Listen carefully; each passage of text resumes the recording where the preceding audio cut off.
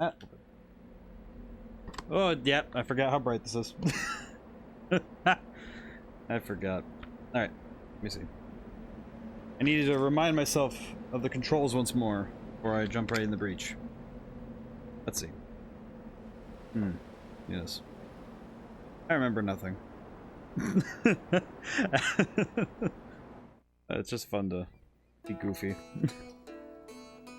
Hey, Crooked, you got first today. Excellent. How's it going today? I think I remember well enough how to play. I'll keep the instruction manual close at hand, though, in case I need to refresh myself. Good? Ah, excellent. Very good. You can get right to it. No sense in, dallying, I would say. I'm excited for the stream. I have been excited to get back to it, because I was having a lot of fun. So I'm looking forward to doing more. Got a lot done today, too. Feeling pretty good about where things are. Oh, we're awake. Alrighty. Let's see. Do I remember where we are? Okay. Oh, that's right. We stopped here after we opened everything. So now we have the first of these ramparts done. All right. Come on, Yorda. All right, down we go. Power down. That's easier. That's easier. But if I ramble too much, you can tell me to request. Oh, I respect any request to slow down. No worries. Oh, and Nintendo got second. Excellent. No worries there, Crooked. I understand. I understand, especially when you're excited about something. It's like you just start. The words flow before you can ever stop to think about stopping, right? It's like because you're excited, you know. It's like, oh man. Oh, where's that guy spawning? All right. Oh, it's way over there. Okay. I was about to say that is a very far way for that to be. Okay, and it's triangle jump. Where to hit? Let's go.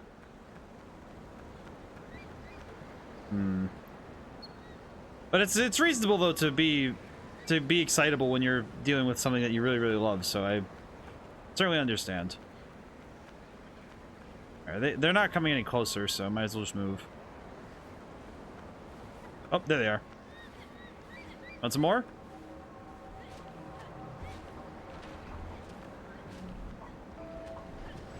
Oh man, the faraway camera angle is really scary.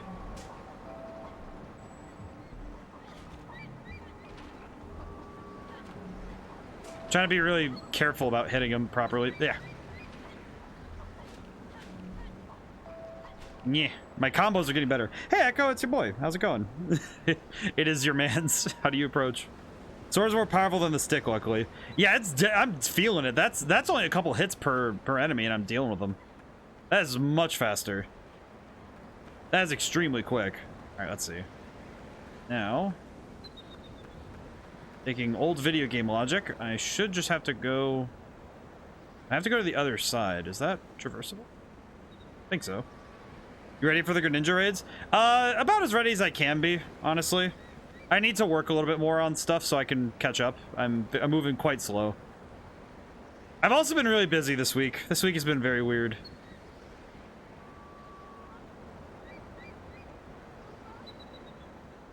Up we go. Wait a minute. How do I get over there?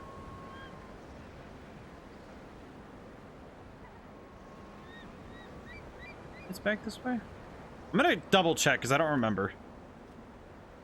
The Lechonk. Can you do me a solid after the show? Oh yeah, sure, what's up? I'll have to I'll make a note of it, but let me see. I can try and figure that out. Let's see. Just wait here for a moment. Ooh! Box adoption. Want to Evo my Scyther? Ah, I could do that really quick.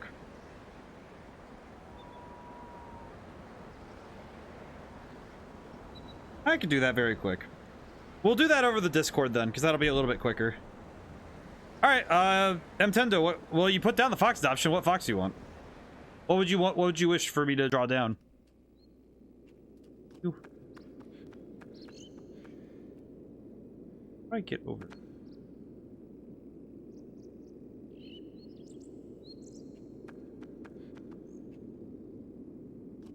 Another sword?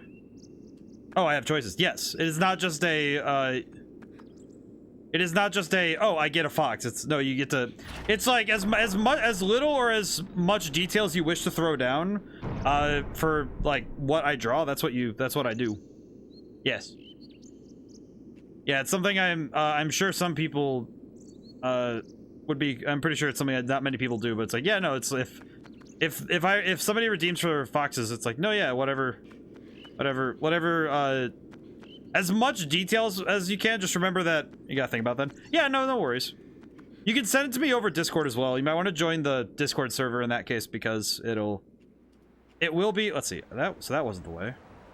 Because I put them up on the Discord server. I do not send them direct. I do them over the Discord, so make sure you're part of that, so then you can receive. I'm gonna go down. Okay, so this isn't it. Oh, is it that door? Maybe. Okay.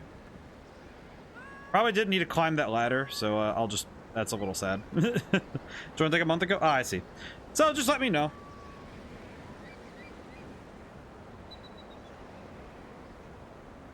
Yeah, I had to slow down the Fox Redeems for a little bit because it does take me like a few hours to do that kind of stuff. Just because artwork takes a little bit. Let's see. So I don't think climbing up there was gonna help anything, so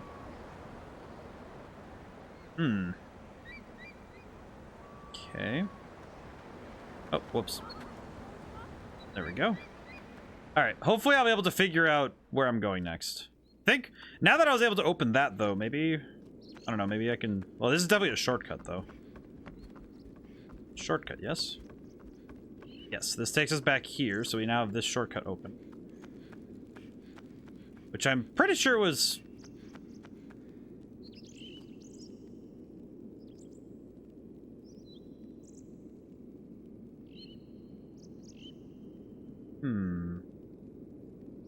What happens if I cut that? If I can cut it, specifically. You'll like this, ODaM. My shiny Fido is named Purebred. I did check back on the shiny Purebred. My goodness. Cricket said, I did check back on the start of the last Ico stream, and I believe your copy of the manual is missing some background info that came with the PS2 release. Actually, I believe it is, because the PS3 version I'm playing, where it has both that and Shadow of the Colossus, it actually has none of the info. It actually doesn't, for specifically, strangely enough, for that game, actually, it doesn't have any of the info. It actually only, for both games, it's missing all the information, but it has character names, and that's about it. And that's actually all it has. Interesting, it skips it. The key bit of info is Ico is known to be cursed since before he was born, since his horns started as, oh, whoops. They started as soft bumps but were always present. His horns grew out on the eve of his 12th birthday, and that's when he was taken in by the elders of the castle. As I recall, and this might be me recalling disparate information, the manual states that a cursed child with horns is born to the village once every generation, so it feeds into the idea that sacrifices are a long-held tradition.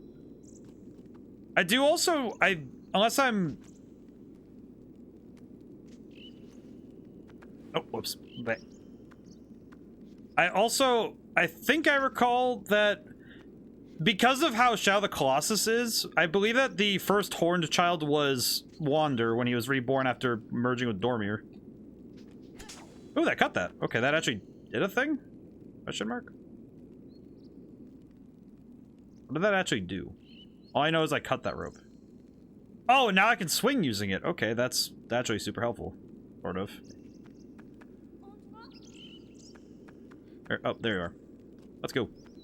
Manual say so based on the lore present, it seems to me like, because I believe Shadow of the Colossus is a prequel, if I'm remembering accurately.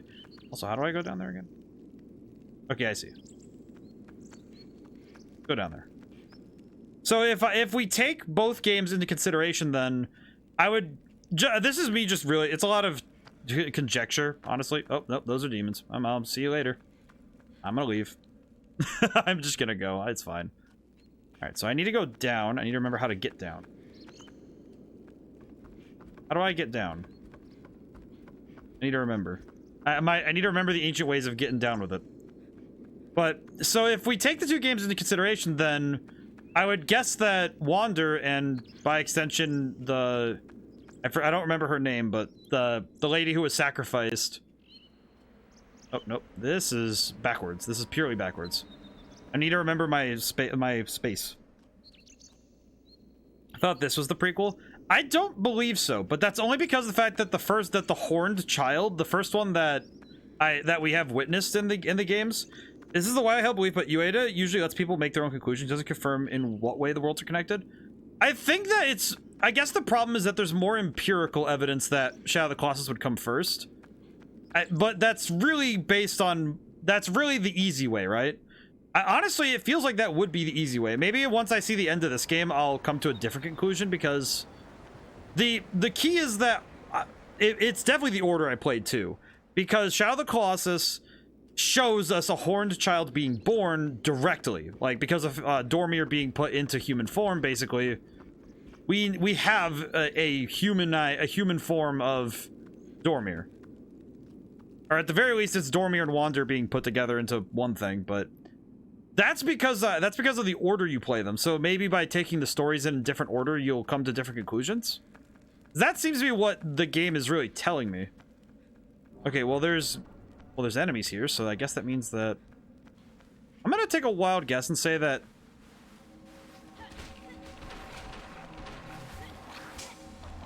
ow. Ugh. No, no. Ow. Excuse me.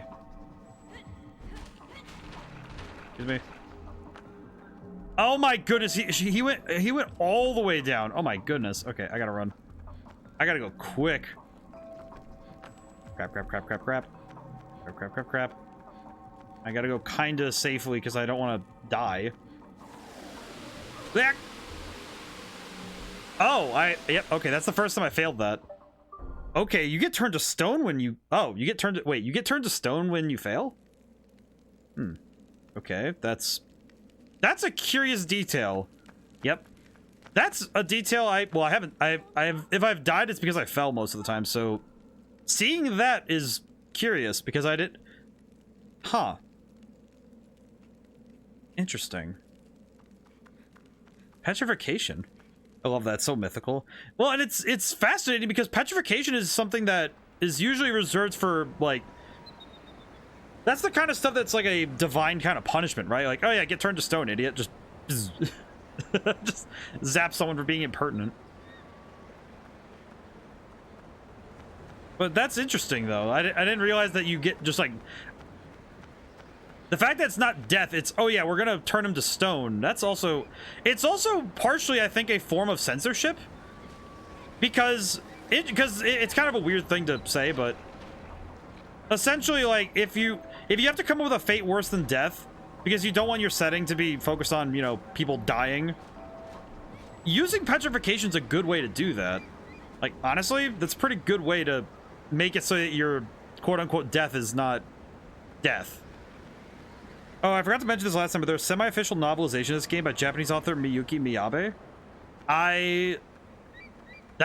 Well, that's even more interesting, because I'm pretty sure that would also, unless the novel also eschews from character-driven, like character descriptions, like internal descriptions, besides just the physical, that would be interesting, because if you have insight into what a character's thinking, you have a lot to work with. Also, I think I went the wrong way, because the bridge is not lowered. Yep, okay, so I have to go back. Come on, Yorda. She was not on the dev team and did not speak with them when she authored the novel. All her insights came from playing the game and reading its manuals, made as a fan's interpretation. I see. Okay, so what I'm getting is that a lot of this game and Shadow of the Colossus as extension, I would say that all of the games that this team has made, at the very least, seem to be, they're left to interpretation. And I actually do wonder if this game, the reason it saw more, I would say, more relative success than other games that try to do the same thing, I wonder if it's because this game it doesn't have specific things to point you at. Like, I guess, because I'm thinking specifically about my experience with playing the video game Scorn, that game is another one of those up for interpretation. Can I come with official data for Fox? How much detail is too much? Like, are you just Fox or like backgrounds too? I do backgrounds, but it's less that I'm going to tell you that, you know, too much, there's no such thing as too much detail, but more remember that I am still human and that my brain will start to create shortcuts if I need to, but that is entirely because I'll take what is given to me and work with it. So we'll see. But yeah, and that, I think Scorn did a less optimal job of doing that, of trying to do, oh, we're gonna tell a story and have this, we're gonna leave a lot of it to interpretation, because frankly I also think that game did a lot of other game design stuff that didn't work very well, because man, the environments in that game were hard to read. But hey sweetie, how's it going today? But I think that this game, it balances being up for interpretation with actually being fun as a game. Like, mechanically and, you know, tangibly, it's actually fun. Whereas other games that try it, the problem is that sometimes, there are sometimes when a game tries to be, oh, we're going to leave it to the interpretation of the player. And then it's like, they don't fill it in with enough detail for anyone to have a picture. Dude, I hope you all are. I'm doing pretty good. Because when you have a mental image, too much detail means you're interpreting the meaning and you're interpreting the things around what's given. But when you're trying to leave stuff like this up for interpretation, it's way harder, because this game does a good job where you're interpreting all these events and you're taking them in and giving them meaning, which is good. But when you're given if you're given less, or you're given like that weird middle ground between trying to do what this game does, and where the story and its meaning is up for interpretation, and here's a story with general themes and ideas, and it's interpreted by the player's filter, which is their brain. In that middle ground is that really annoying ground of, you're not giving me enough to just interpret, and you're giving me too much for me to just say that, okay, you're not trying to tell me a story that's emergent. Like, you're not telling me a story that I'm supposed to interpret. I'm supposed to get something from it. And that's that middle ground between interpretation and like written it, and you've written out your stuff. I call that bad writing. Because if you're going to write something, it has to have intent. And if your intent is to let the player just experience it, and your goal is to let the player, you know, come to their own conclusions. Oh dear lord. No, you do not. No. Get back here with my friend. You fool. No. No. I know where they're going too, so I'm going down there. They are chasing. Okay, I gotta go. Down we go. Ah! Quickly now. Drop. Drop, my dude. Drop. Jump. My goodness, please. God bless America. Okay, I feel like that time I forgot how to drop from the rope, so my brain just was like, oh crap. Okay, well that's fine. Drop is X. I think it was because I was pressing the control stick at the same time, so that was probably what it was. That's fine. Honestly, I'm surprised. Of all the times, though, that like I'm gonna make mistakes, the first 30 minutes after a week of not playing a game. This is the true detriment of if I have to play a game more than 2 weeks in a row, is there's always that first, like, that grace period of, crap, I need to remember how to play. Oh, that's okay. Failure's part of it, it's fine. But, back to it, though, I got the book for Christmas this year, but I have to admit I'm a slow reader, especially when the narrative is something I care about understanding. I've highlighted too many lines that I'm only on chapter 7, but I'm enjoying myself. Well, that's the real beauty of it, right? Is that you're enjoying yourself? Like, if you got it at Christmas time, you're a slow reader, well, and reading isn't about speed. I know personally I read really quick, but that's because my brain, it does this weird thing where I can interpolate between sentences, so I don't always have to read everything if I'm reading another person's book. Like, I can read through, and as long as the sentence makes sense, I gain its detail. And I understand. But No, if you're a slower reader, I think that you're probably more blessed than the fast readers, because it means that you're actually taking your time to read. Because you're actually taking the time to look at the story, take it in, soak with it, understand it, and then you understand. You come to I think reading slower comes to greater understanding. But it's all about whatever your pace is. But when you're sitting there reading, though, it's like, you know, you're there to enjoy it. If you're enjoying the process, then there's nothing wrong with that. There's no really wrong way to read a book. The only wrong way to treat a book is if you mistreat the book. Because if you're mistreating the book, then you're doing it wrong. But you're just reading it and being like, oh, I want to highlight this stuff. I want to understand it and come to this really deep understanding of the narrative and and what happens in the lore. That's not wrong. And even if your interpretation can be challenged, that's still fine, because you came to a deep understanding and this is your interpretation. And it's great when you have that deeper understanding, because then you can discuss it with other people who want to share in a deeper understanding.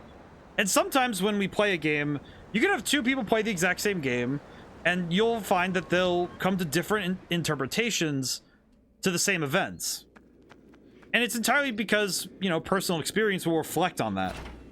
I'm actually writing, I was writing it just before stream too. I've been trying to write up a sort of once a month series of, like, basically I spend the last Friday of each month making a philosophical video for YouTube. You know, something where I discuss a certain topic that I've somehow germinated in my head.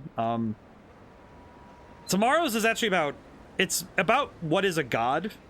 And it was this question that I had that mostly came from, you know, like, it was a lot from Shin Megami Tensei 5 and Triangle Strategy, but also Elden Ring, but coming to a deeper understanding about things and trying to take in the story and taking in all of the detail.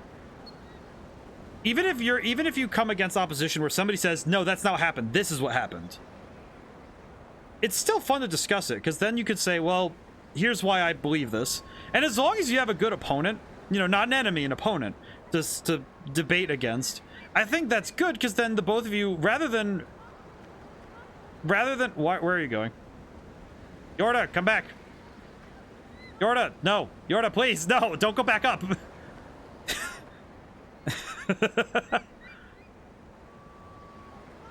Yorda, please stop going up. Please stop. Oh my goodness. Alright.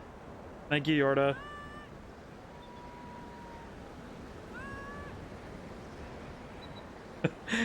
She gets confused with ladders sometimes. That's fair. To be fair, how often are we ever on ladders? The true philosophical question of the night. How often are we truly on ladders? I mean, that's kind of like, actually, that's kind of a funny question, right? Just when was the last time you can remember being on a ladder? I think for me it was, oh geez, like a month or two ago, maybe? I remember using a ladder, but it's not like you get on big ladders like that, right? How often do you ever get to, like, use a ladder of that magnitude? More so than being confused about it, but being worried about it. I don't trust ladders, they'll strand you on a roof. Depends on your line of work. Yeah, exactly. I mean, it's just like, for some people getting on a ladder is a terrifying, you know, proposition, but for other people it's probably just really, really, you know, it's just part of the job. And I feel like I inherently fear being on a ladder only because of the fact that it is the easiest way to fall off. It is the easiest way to get hurt, because you can put yourself at exactly the height necessary to break something. That's worrying. You know what? I'm not even gonna risk it. We're just gonna run. Oh, never mind. No, do not. Don't. Do the don't. Ow. Stop that. I have a sword, you fools.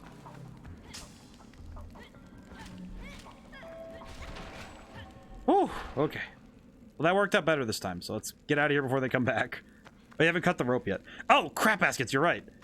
Okay, well, okay. Fingers crossed they don't respawn here. Come on, Yorda. Go. Is it weird to say I'm not scared of heights, but I'm scared of the falling down part? No, that's actually that's the most reasonable part of it. Like, it's not... I think that most humans aren't afraid of heights in the same way as, like, it's not a phobia per se, but it's like, it's more of a, you're afraid of the consequences of the height. I climbed a lot of trees, but I hated going down. Yeah, because it's, going up is easy, going down is hard. Don't take that out of context. No, do, because I guess it's also pretty easy. It's pretty advice. It's good advice too. Technically, it's good advice. Just kind of weird. Yeet. Enough of this. just the weirdest, the silliest advice. Alrighty. I don't know where that goes, so we will find out.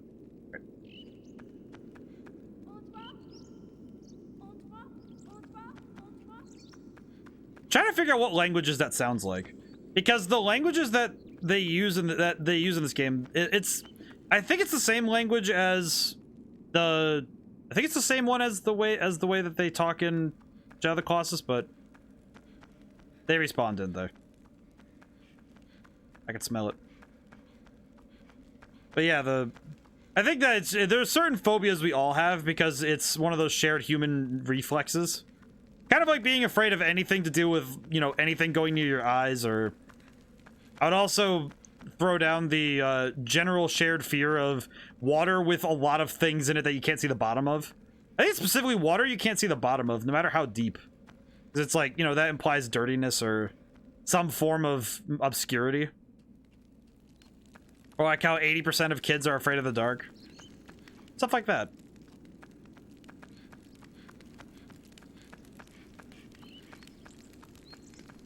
Makes sense to me. Both Yorda and Ico's languages are constructed in the game, but I think Wander's dialogue is more Latinized. At least that's what I heard. Well, and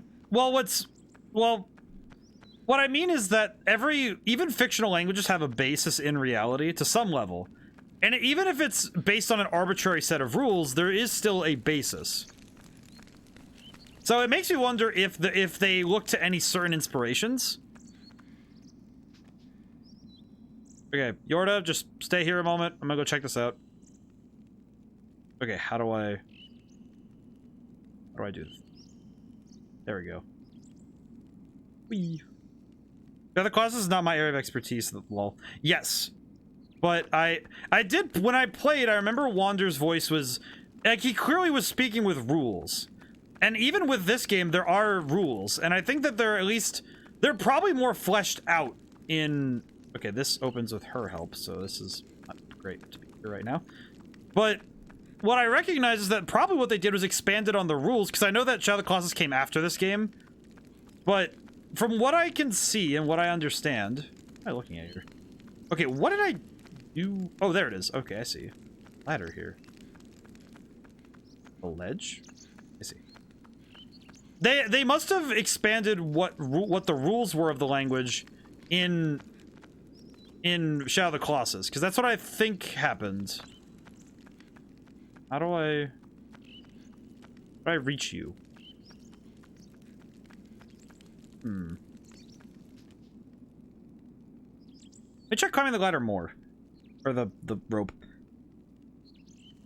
I do think that the rules of a language are definitely more solidified with time. Because that's what that I can say for sure, is that the language that they use in Shadow of the Colossus is more concrete. But it still shares roots with this one. Which I think is important to note. Oh, oh, that would have been awkward.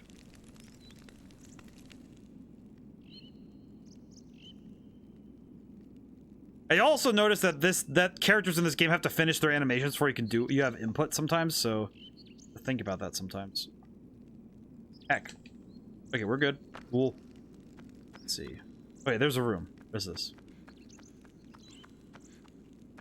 I do think that the use of language in this game is curious, because it's very clearly just...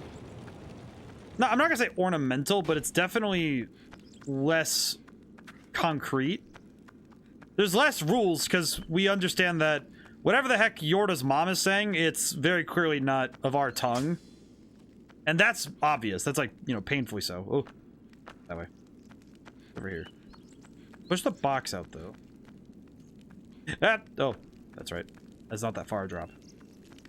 Okie doke. What do I do with you?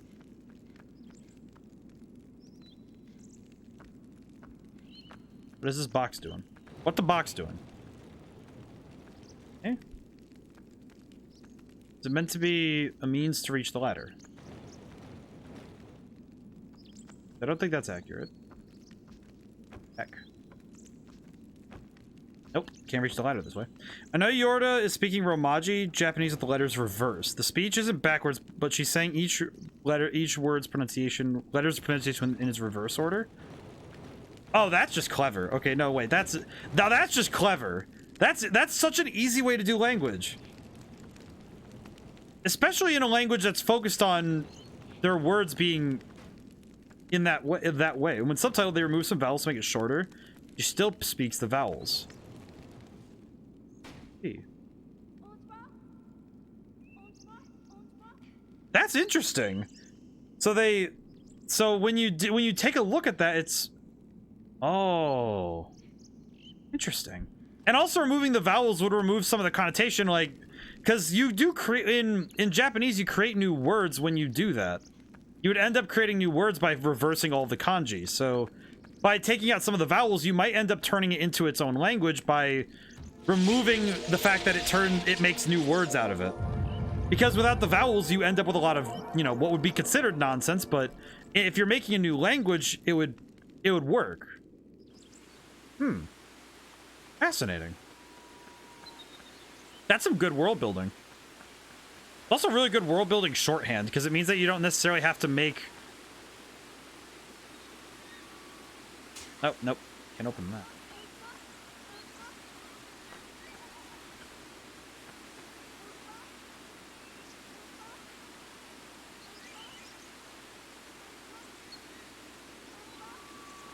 Alright, up the ladder we go.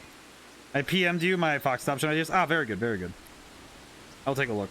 I think I mentioned this about the sewer area last time, but this waterfall area is also one of the earliest sections of the game that was present in the PS1 development footage. Oh. I see. That's actually pretty good. I'm actually kind of surprised that they... I'm surprised that they would choose some of the more complex areas to code first, but actually thinking about it, it would make a lot of sense to code all of the hardest areas to make first, and then go to the, you know, the easier ones. Because then you know that your system works and that it's usable.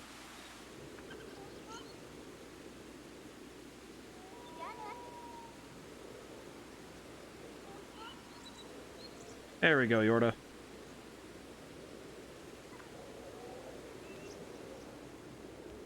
Oh, whoops.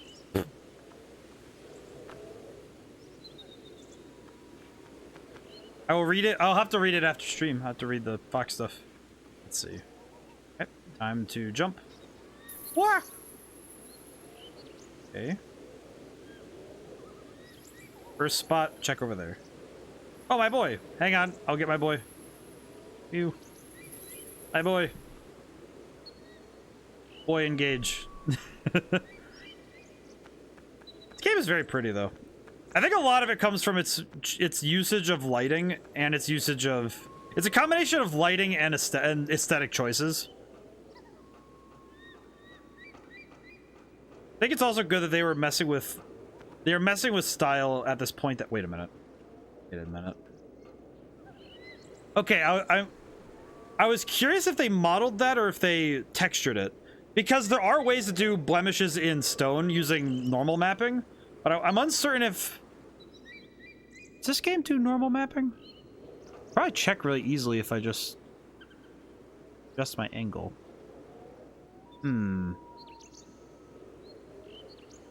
Actually, if I look right at here, I can tell, because it looks like they're using a basic form of it, maybe? Because some of this looks... It looks more like this is texturing, but... A lot of it looks more like texturing, but... Yeah, because there's no... Hard to tell, because a lot of that detail is... Oh. Oh, I don't want to leave Yorda alone, though. Where is this, though? Where does this go? Make sure really quick. Where does this take me? That's a whole new area. Never mind. Go back. Go back. Leave. Go back. Oh, I need to thank, someone followed off stream that I should thank while I'm able. Another VTuber, Rainbow Mike Gaming followed, and I wanted to thank her, because she's cool. I want to make sure that I throw, proper thanks when people follow. Ah! Almost fell. I almost fell trying to thank people. Uh-oh. I haven't saved in a while. Please tell me we're... Oh, we're here. Okay. That's right. Checkpoints. That's right. Checkpoints. I forgot. Game is gracious. It's good the door is a save. Yeah. I had that moment of... I haven't saved in a while, have I? It's like, oh no. Okay. Well, we're moving forward, so it's fine. It's okay. It's not that bad. Not that big a deal. What it does tell me, though, is that I shouldn't make that jump until I'm sure I need to cross. So I should be more... it's good that I'm aware of that now.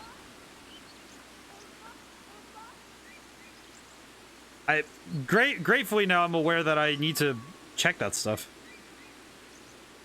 Okay, I should probably check my surroundings a little bit better now.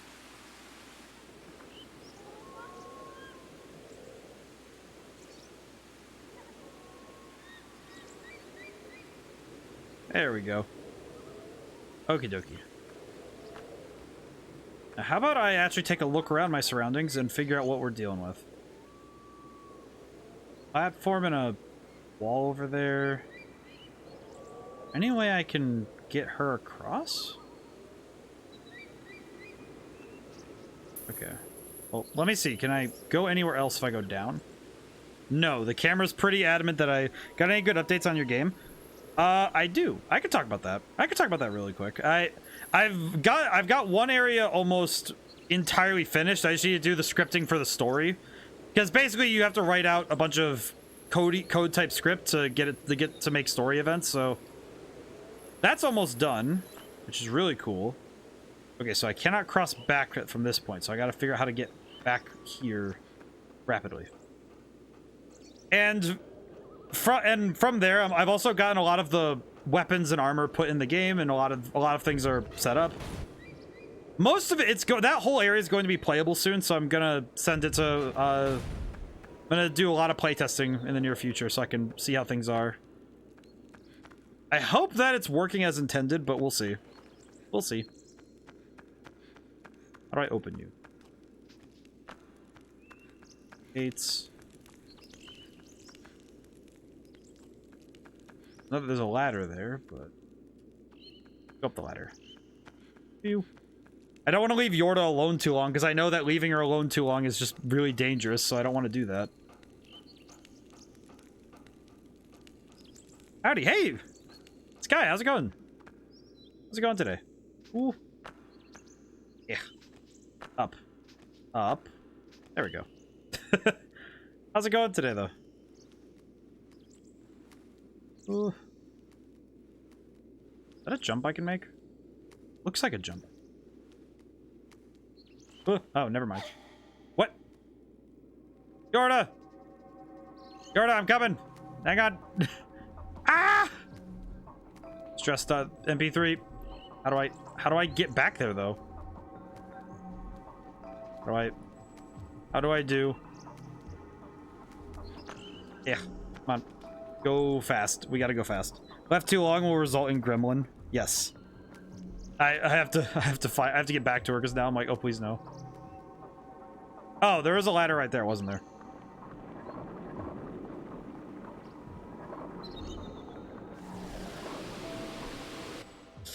Yep. Get an update. Sky, I'll repeat really quickly my information so you can catch up. Game is moving at pace. Ooh, I should probably stretch too. Hang on. Okay. Pause for a moment. I need to drink water and stretch really quick. Game is going well. Working really fast. But you need all of the above option. And all of the above, I could probably make some sort of super redeem of... Oh yeah, stretch, hydrate, give us stuff. Ooh. Ow. My bones. Ah, sheesh. But I get for sitting in a desk all day. But the game is moving at pace, and tomorrow I'm going to be working on a YouTube video about philosophy. It's part philosophy, part thought experiment, so it's a little bit of both, but honestly, philosophy is more of a love of science. We're going to get a stream view game making. Oh, maybe. I feel like I'd have to figure out how to, because some of my work is in like a bunch of extraneous windows. So I'd probably have to set it up beforehand with some stuff, but that might be a solid maybe. I know I'm going to do a stream when the demo comes out. Yeah. And I'll be playing the demo myself and talking about it. So that'll definitely be something that I do. Okay. Yeah, there we go. You could do a screen capture to take only what you look at. Yes. That's kind of what I thought I'd have to do if I do end up doing that, but I think it may very well depend. Swing. I saw that time, though, that I need to go up the ladder and use the thing. Would be cool to see the process. I remember one time I talked about, I actually did record. I remember I talked about recording the 3D modeling process, but yeah, it sounds interesting. The trouble is that a lot of my process is a lot of downtime. It is a lot of me like, okay, I need to take like 10 minutes to let my brain rest. And the only concern I'd have is that I would be in both streamer mode and work mode. So you're mistaken. That section is for later. Is it? Oh, I see. Okay. I gotta figure out. Okay, so wait. Okay. Let's see. Yeah, because there's no reasonable way I could get through there quick enough, right? What is this?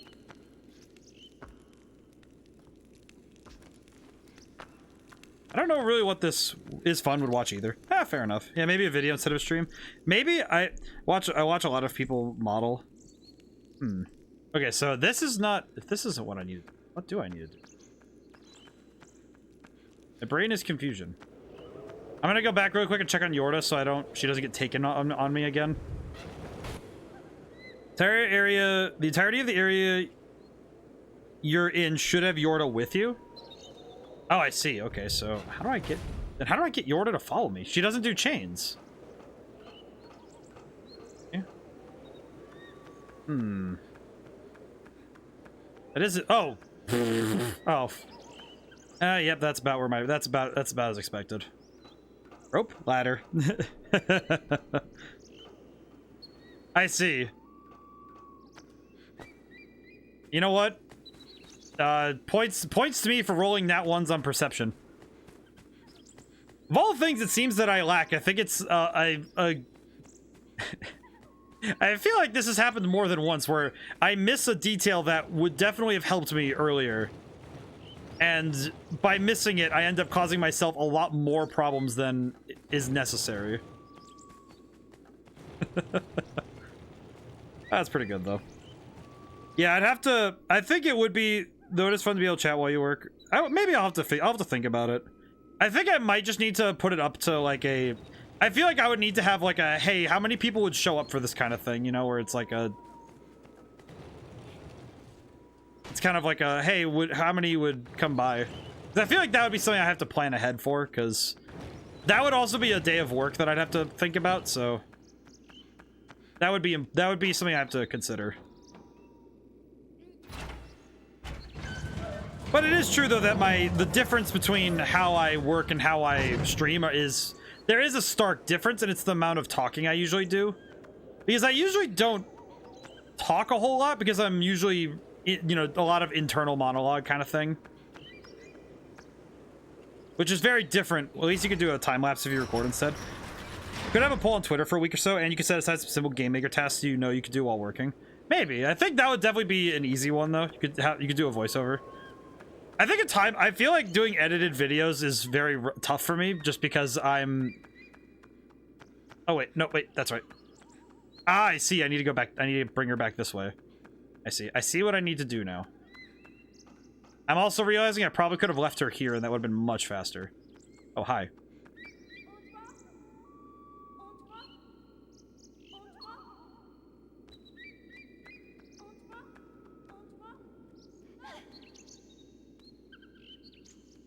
Was I about to climb under the ladder? I am also very not good at I have done voiceovers before. It took me a very long time to get myself to do the voiceover for the channel trailer. And it still makes me go like ugh. So I'm doing it out. That's why I did an outline for this one, so I'll probably put a poll up on Twitter. Maybe that'll be a good one to do. Like that she gasps when you nearly fall, shows how much she cares. Might have some busy work or piece you want to show up on a stream. That's true. Oh. It does show. I do like how much Yorda actually cares about your well-being, despite the two of you only meeting like a little bit ago. It's like, hey, listen, man. I mean, it kind of reminds me a lot of myths where you have an ethereal or divine figure, like a goddess or something, meeting, you know, Joe Schmo in the field, and the two of them immediately become enamored in some way, whether friendship or otherwise. You know, it's one way or the other. The point, though, is that like the two of them immediately become like close because it's like, well, geez, I don't think I've met someone like you before, and it's really cool. Well, this game is the sound effects and atmosphere. This game is really good. This game and Shadow of the Colossus have easily wormed their way into being like really up there for me. They're very good. I really like them. Wait, question. Can I? Well, I guess the real question is, if I try to jump up there, does it work? It does. That works out.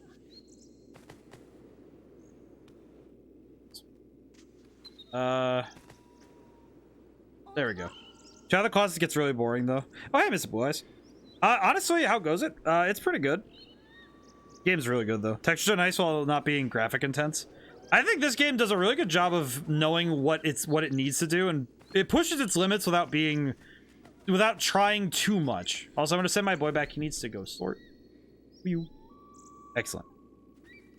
I will say that Shadow of the Colossus, the only thing that got me was that there were some challenges that I wasn't quite sure how to manage. But that was far more of a, my perception is also up there. Also, Mr. Blue Eyes, how's it been? How's it going? Let's see. Make sure I didn't miss anything.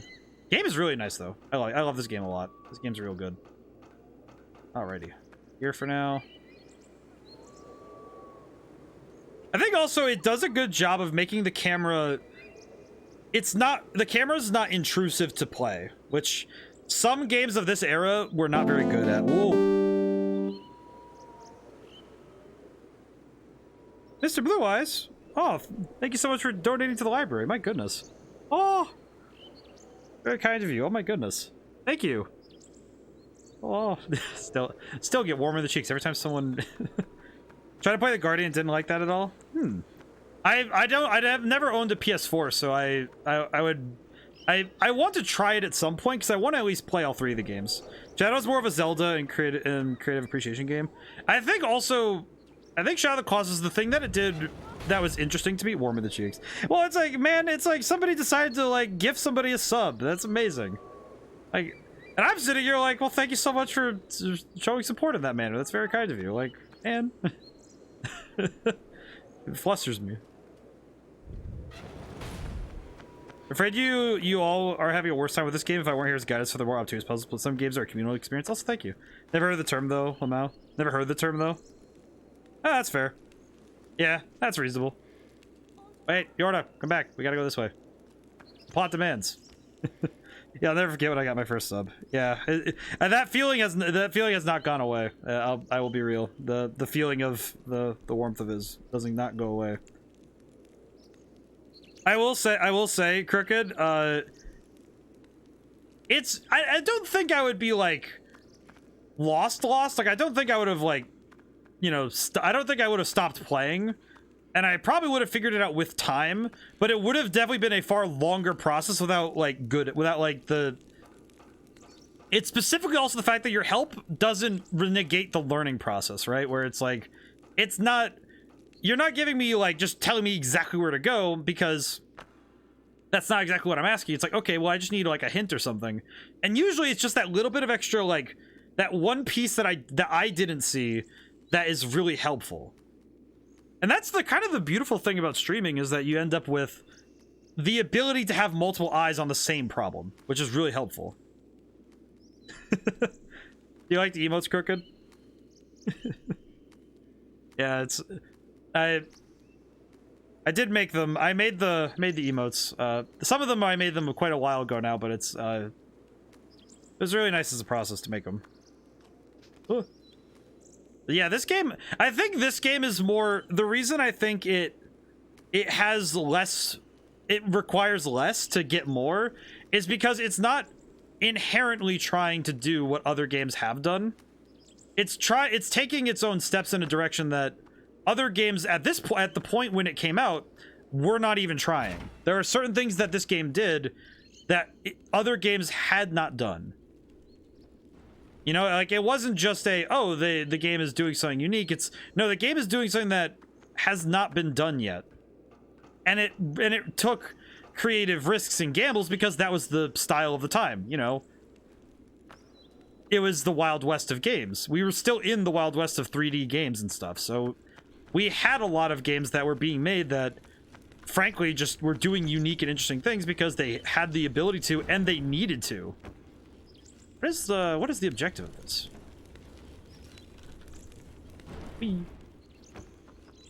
What is my goal here?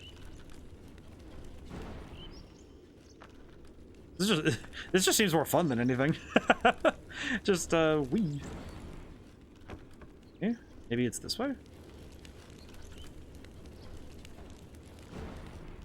Yeah. What's my objective with this? Oh, I think it's those. Okay. Maybe I'm understanding? Perhaps? Yep, nope. Not understanding yet. The gulf between understanding and... The gulf of understanding is vast. Yeah, okay. So open that. Does that take me anywhere else? Ah. Really? I'll be here lurking, bro. Hey, but thanks for the gift sub, though. That's really kind of you, man. No worries. And also, thank you for lurking. It's very kind of you. I have the lurk command, but it's a little goofy. Wee. Okay, not... Put Yorda on here. Maybe this will help. Some way. Yeah. Okay. This is not assisting me. Maybe the door opened? Oh. Camera is also telling me that there are things I do not need to see, so... Because there are things I don't necessarily need to see. No, that last poll left over from the US version when they didn't have this pump jump. Huh. So, could you use that pole to jump somewhere? Last poll left over for the US version where they didn't have this pump jump. Let's see. I'm guessing it's a timing thing where I have to jump at the right time. A lot of the puzzles are unfinished in this section. I can imagine so. It's the back half of the game, so I could wager that makes sense. Whee. In the US version. I see. That makes sense. So there are certain puzzles that just either don't work properly and have a quick fix, or do kind of work but aren't very good. I just need to hold your hand for a moment. I'm getting, my brain is trying to brain. Okay, so should I go over through the, should I go up and then over? That's what I'm kind of gaining from this, is that I should probably, the pump jump is clearly not working as intended. I will do it this way. Maybe. I'll try it at least. If nothing else, I'll just try it really quick.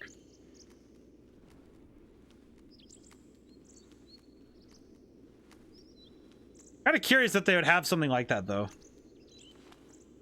This is the thing I fear most of my game having, is something that's unfinished. Just having things that don't work as intended.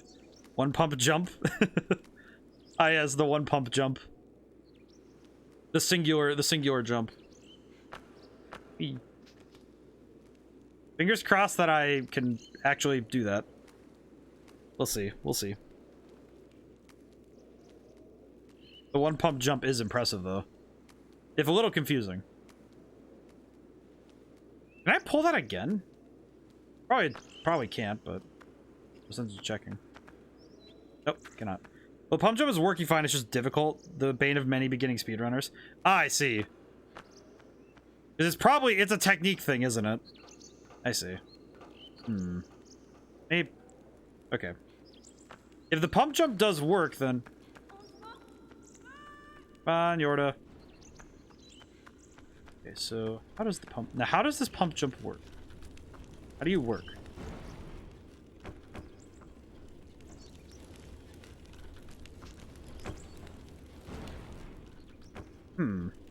Yeah, this pump jump is weird. I do not quite understand. Whee! Ow. Maybe it's with a running jump, maybe?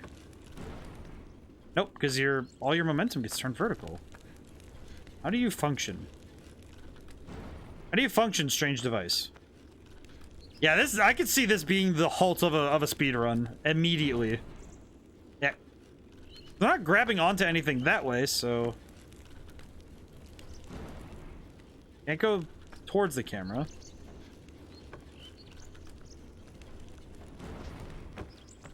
And I somehow shorted the jump. Yeah.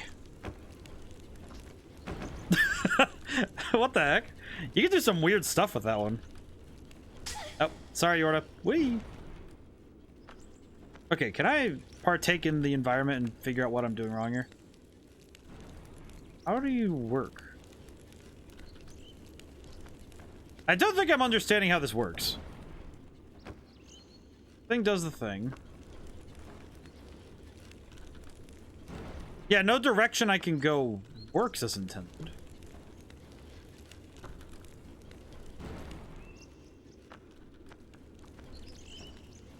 I feel like my brain is not catching... Okay, wait, let me... Alright, so I'm guessing whatever I'm going to do is open this. This door is my goal. Okay. I went up there and I activated the lever. There's another pipe I can climb that goes that way, which I'm guessing is necessary to some degree. I feel like it's necessary to some degree for me to go up that pipe. Because it doesn't seem like they would just have that there on accident. There's no reason for it to be there unless it's there on purpose. Because why put something in if it's not going to be used in some way? Unless the objective is to have, you know, a mirrored room, which is fine, but I feel like in this case it does not make sense to have... It's right next to the lever, too, so it doesn't make sense to not use it. I think I'm gonna need more water. My brain is doing its best, and I'm working through it. Let's see.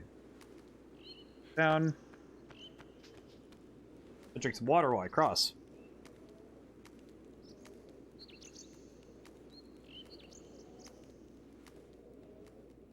Ooh, oh boy. Okay. I have a weird feeling that this pump jump has some specific mechanic that I do not quite grasp. Okay, go across. Let me see. There is an open window there.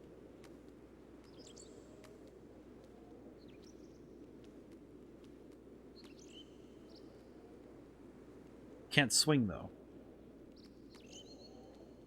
Here.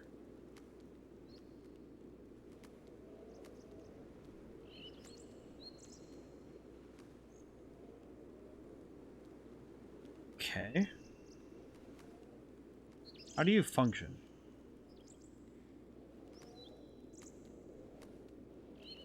You cannot swing if you fall, you die. Yes. So, I'm gonna get back down, but now I'm kind of confused because that implies that... I'm definitely not understanding the mechanics of this jump, though. I feel like many speedrunners are like...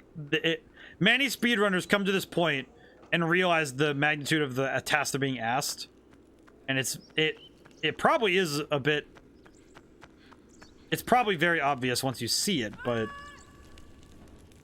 how does this work? If you need me to give you help, I will try, but this is like the one puzzle where it's based on timing more than anything else.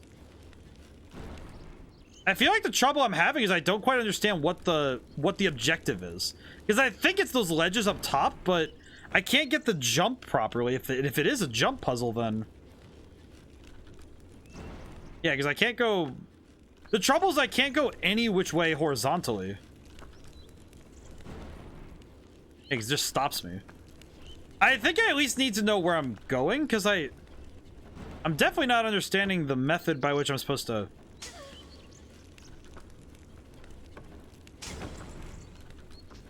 I'm definitely not understanding the mechanics by which I'm to use the puzzle. Yeah, because I'm not getting... I don't think I'm understanding what this is meant to do. Because I can't grab onto the bars, which is also kind of strange. Yeah, it's all vertical. Once you reach the height, you'll grab onto those ledges instantly. And how on earth am I supposed to go higher? Because I've tried jumping up to land on it. Yeah, because that doesn't really do anything.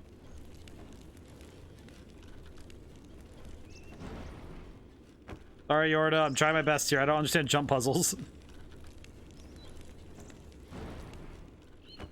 I think it's like I have to jump the moment I'm about to leave the object.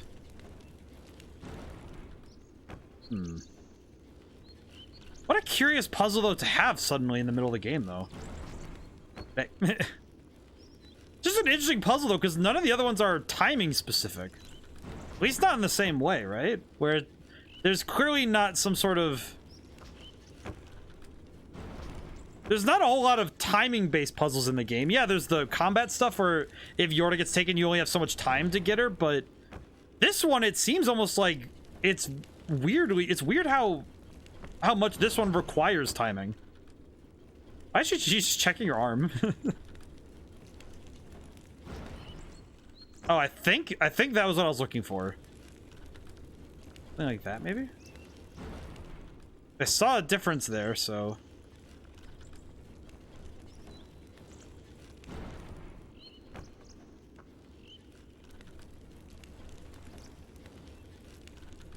Blech.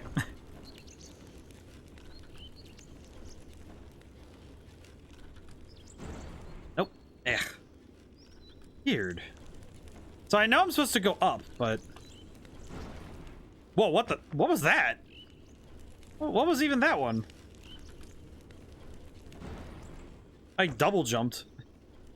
Had a weird double jump thing going on there. Eh. Are you able to holster the weapon? Maybe? No, actually, I can't. Funny enough, I actually can't drop the sword if I'm holding onto it. I know I'm supposed to go up there. You don't have to push forward. There is also a story behind Yorda checking your arm. Oh, that's funny. I have to push forward. So it is just timing this jump properly, I see. I'm curious how the heck you're supposed to figure this out. In theory, I could just mash triangle until I get the right timing, but... Clearly not working. Mashing does not work. This is clearly not a moment where I have to mash. Okay, I just thought. Seems like it'd be difficult to grab a ledge while holding a huge sword. I mean, that is true. And the fact that this little kid can do it is... He has far more arm strength than I do. I'll tell you that much. What's the... So what is the goal? Jump? Nope, too early. I think it's... I have to initiate the jump when it's near the height? Almost, maybe? Never skip arm day. Never skips arm day. Ever since he was a baby, he never skips arm day. Funny that there is a story, though, about her checking her arm, though. Yeah. In older versions of the game, she had runic tattoos along her arms. The concept was abandoned and picked up again in the last Guardian. Her checking her arm was originally her looking at the runes. Oh, that's kind of cute. Funny that she has tattoos, though. I imagine the runes also had symbolic meaning, but... It's just funny that she's just reading it over. There's gotta be... It's some frames... It's not frame specific. What's weird to me is that there's no... Oh, well, I think that was it. I think that one was gonna be it. Maybe? You know, at this point, I'm actually very uncertain. Moments like this where you question the existence of God. Just... Okay, that didn't really help, but it was closer. Nope. Okay, so maybe it's closer to the... Closer to the initiation, then?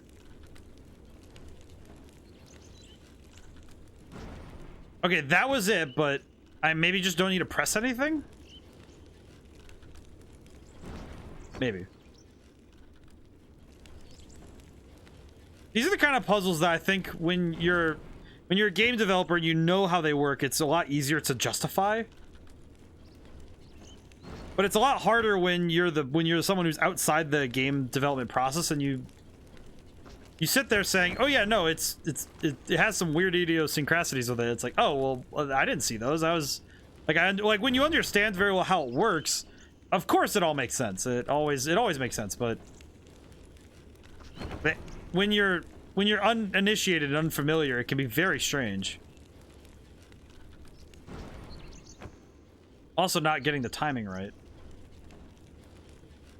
Eve Ho. Okay. That was closer. I actually did not touch anything when I get it. When I get it, don't touch anything.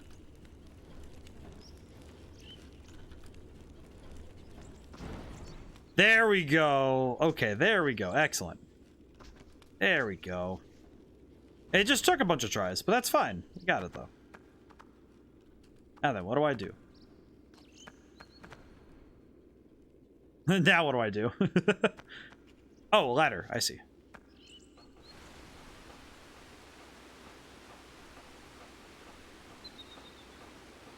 Thank goodness. Okay, wait. Is this where I'm supposed to be?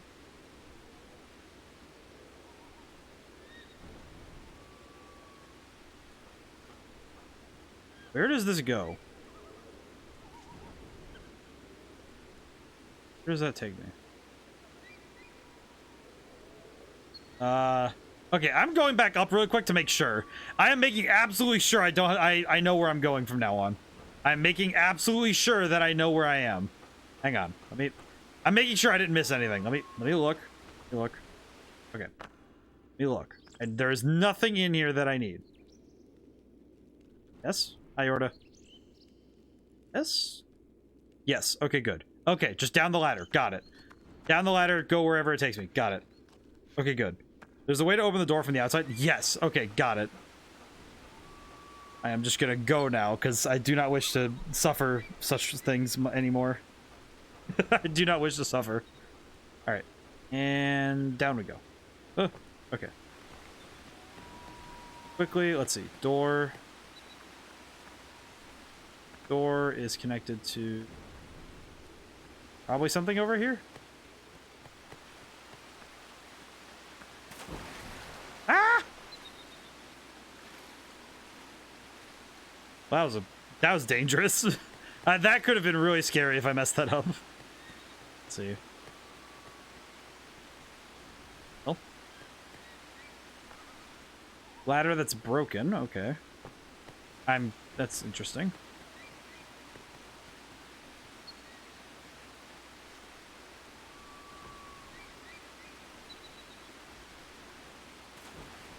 Ah!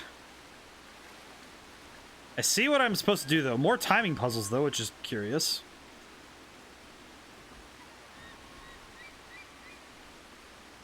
Go, go, go, go, go. There we go. That didn't do anything, did it? No, it didn't. Then why did I do it? Alright, I should probably just look for the door. The opening thing. I don't see anything over there. Box. Okay, yes. You, come with me. Okay, so we have a box now. What does the box do? What is the objective of using the box? I do want to move quickly, though, because I don't want to leave Yorda alone any longer than I have to.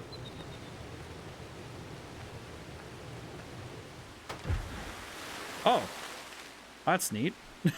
I just threw the box in. Alrighty. I'm gonna take a guess I have to go down there. I don't see any levers out here.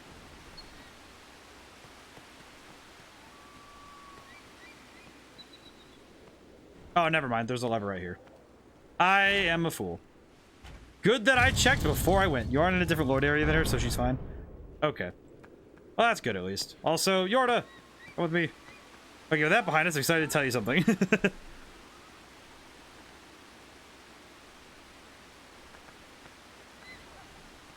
Now where do we go? Remember during the Pokemon Snap stream, we talked about old video game secrets that obscure that really didn't have to be there? Yes. Yes, I remember that conversation. Yes. All right, let's see. So...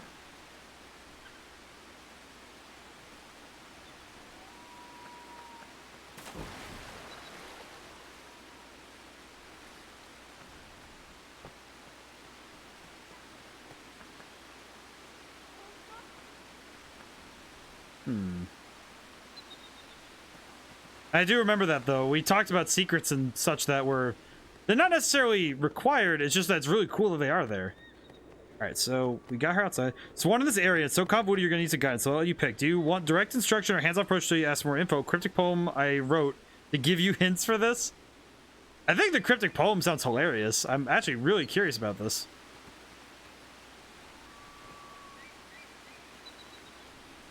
Also, the little sun rays is really cute, is really good. The fact that you have those little rays of sun when you look up, I don't know, it's just nice. Ooh. Let's see. I also need to look around a little bit because I don't think I'm supposed to leave Yorda here, but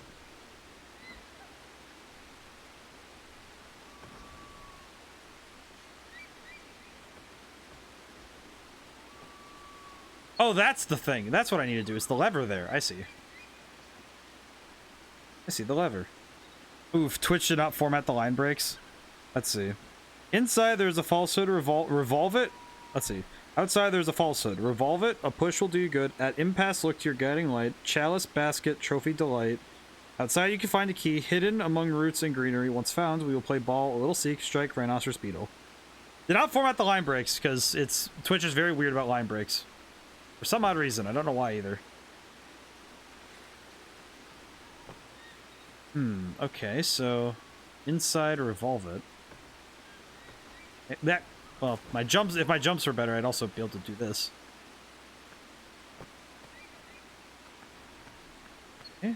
It's in this area, so definitely no worry about a load zone.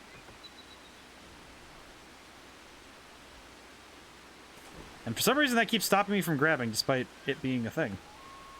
I'm gonna really quickly see about this, like, really fast. But that... Oh, come on. Come on, Ico, you could do it. Need to look now, because now I'm curious.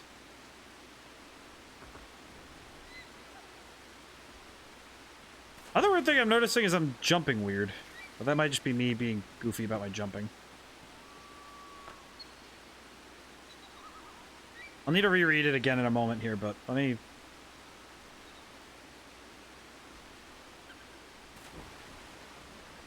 Let's see. I can see that I need to grab that thing. Go.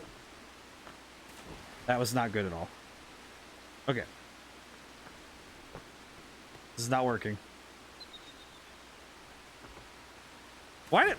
sometimes I feel like sometimes I'm pressing jump not early enough.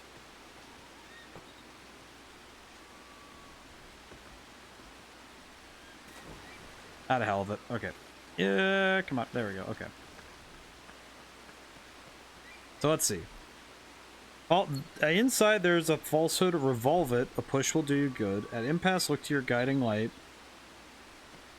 Pass. Inside. Guessing in here. There's a falsehood.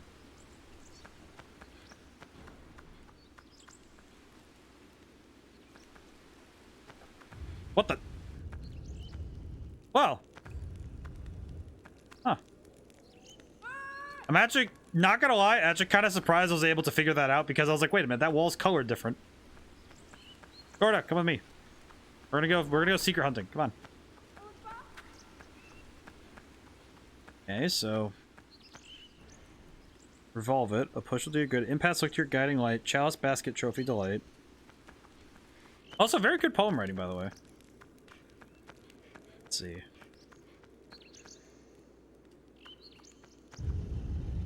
Oh.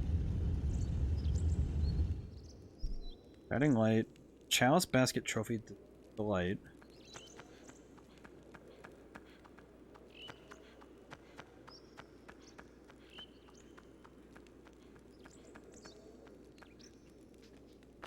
Chalice. Shaped like a chalice, a basket, and a trophy.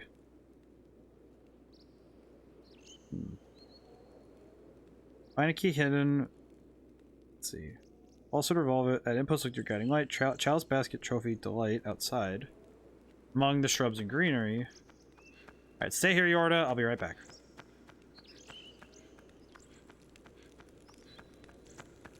Yes.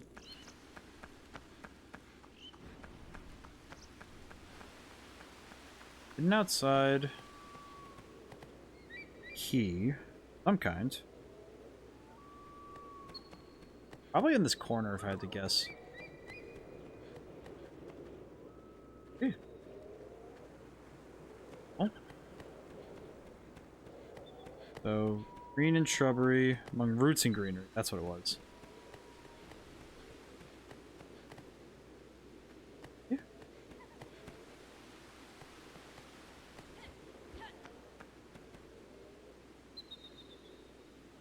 Nope. Okay, so it's shaped like a chalice, a basket, and a trophy. Does look pretty good though. I like the artistry of it. What I'm looking for?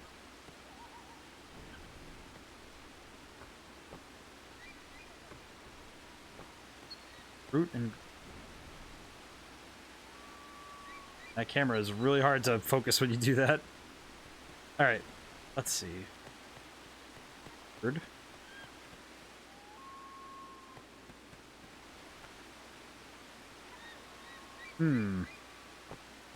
So there's some sort of key.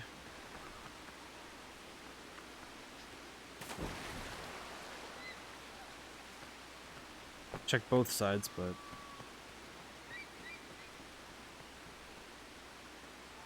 I'm also gonna try this again really quick because it's right there and I really want to see what it does.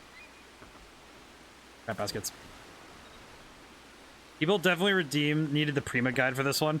Oh yeah, this is one of those secrets that's like, oh yeah, you need those books from the books like book fairs from school. What have you? Why is it so hard to jump on this? I was able to do it earlier and it just won't let me now. Bizarre. Well, that time I messed up entirely, so that's my bad. Yeah, this is one of those ones that you needed the Prima guide. Let's see. Okay, now, all right. Well, now it's just being arbitrary, so I'm just not going to worry about it. I think I don't need to worry about it. For some reason, this is as a timing puzzle. It's very strange.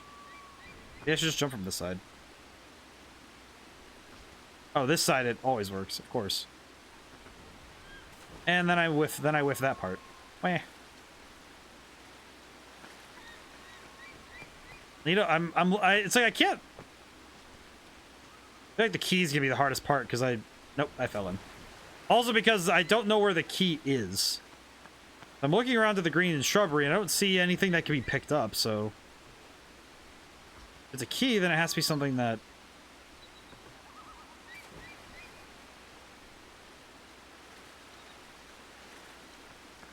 making the camera work. Alright, I'm gonna try this one more time, then I'm just gonna go run around looking for this key because I don't know what I'm looking for.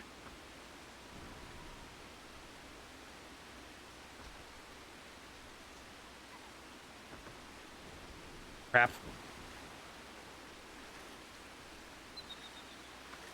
Okay, so roots and greenery.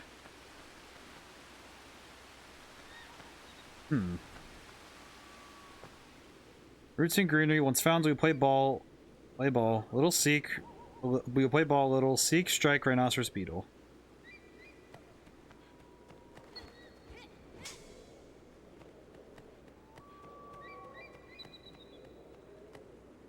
I don't see any key though. Yeah, I think the hardest part for me is gonna be the key.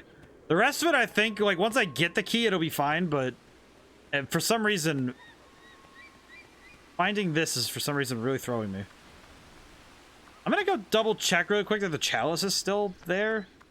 Also, that the chalice can have anything else done with it. Can I do anything with you? Oh, I can. Sit inside. Let's see. Just thought this. Do you have a list of your Twitch commands? Yes, it's called command list. There is also the commands command, but that one's more of a if you want to find the stream elements commands, but that's a different thing rather than the ones that I made custom. Yeah, I'm kind of lost. All right, now I'm really lost. Because now not only do I not know where I kind of don't know where I'm going in general.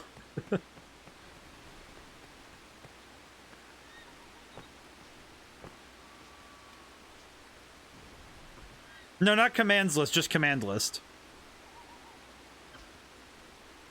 I think I put it in the title of the stream too. Wah.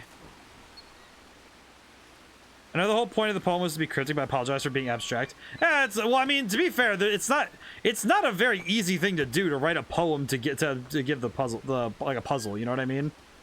Like that's certainly not like a thing that people do regularly and easily. And it's like because the trouble with writing a poem is that you have to be abstract enough that it's not giving it all away, but also not so obvious that people are just like, oh yeah, I get it immediately, right? It's like, well, yeah, it's not an easy thing to do, and it's like, and I think you did a good job. I just think that I'm just a dingus. Because it says under root and greenery, and I'm like, okay, well, there's not a whole lot of roots here. That's the thing that I'm kind of like, oh, that time I had it, and then that's helpful. That time I had it, but my angle was off. I feel like the timing of this puzzle will be a lot easier if the wheel moves slightly slower. Like, that's the only thing that makes this, like, extremely hard to do.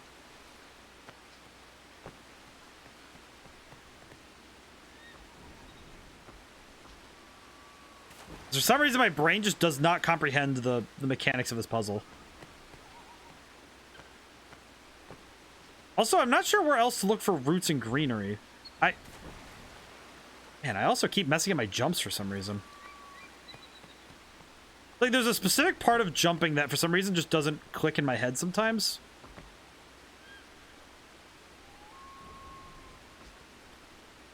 Okay,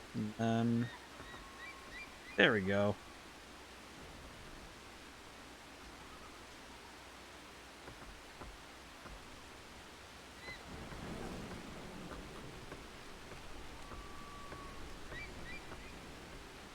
I spun. I guess in that sense they had it easier. The US version was also missing the watermill here. That sense they definitely had it easier because you didn't have to do all of that to get the watermill to work to stop running. Yeah, that was a lot of additional legwork. That was the legwork to get that to stop is a little. The trouble is that I think it's specifically the. I'm gonna check really quick. I see. Yep. Offline. Not a real person.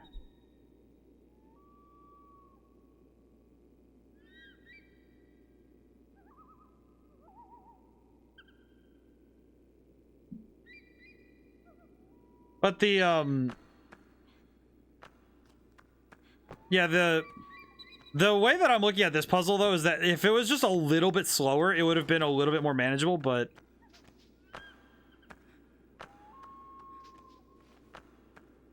Meh. Yep.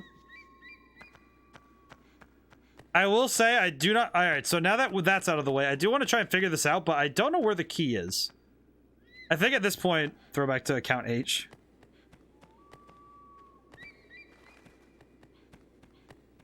Account H. That's done. I'm not actually 100% sure how to...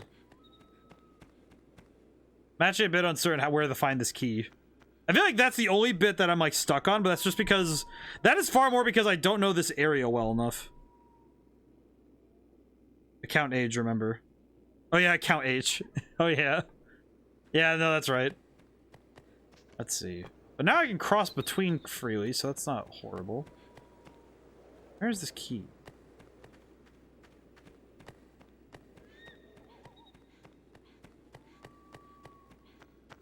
I do remember. Let's see. Gotta be somewhere with roots and greenery, though. Be something here. I think the last line is most important alongside of roots and greenery.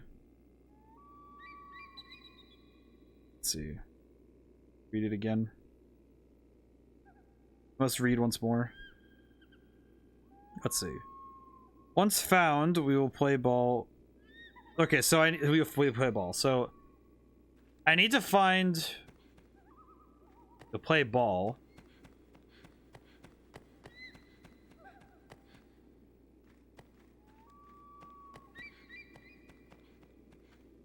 We need to play ball. Once found, seek, strike rhinoceros beetle. We need to find a rhinoceros beetle.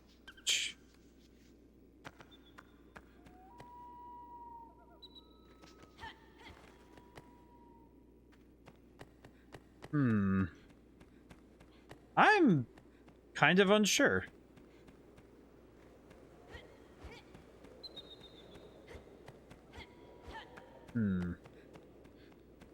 This is I feel like my excuse. I'm still learning Twitch because I used to never comment. That's fair enough. I think it's fair. I also have no idea what I'm looking for. Yeah, I think I'm lost. I think I'm fully lost now. Now I'm at the point of I do not actually know. I think at this point I've obfuscated my own brain enough. Oh my gosh, the hitbox.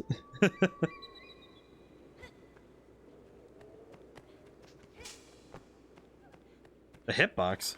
You just had the right idea and it failed you?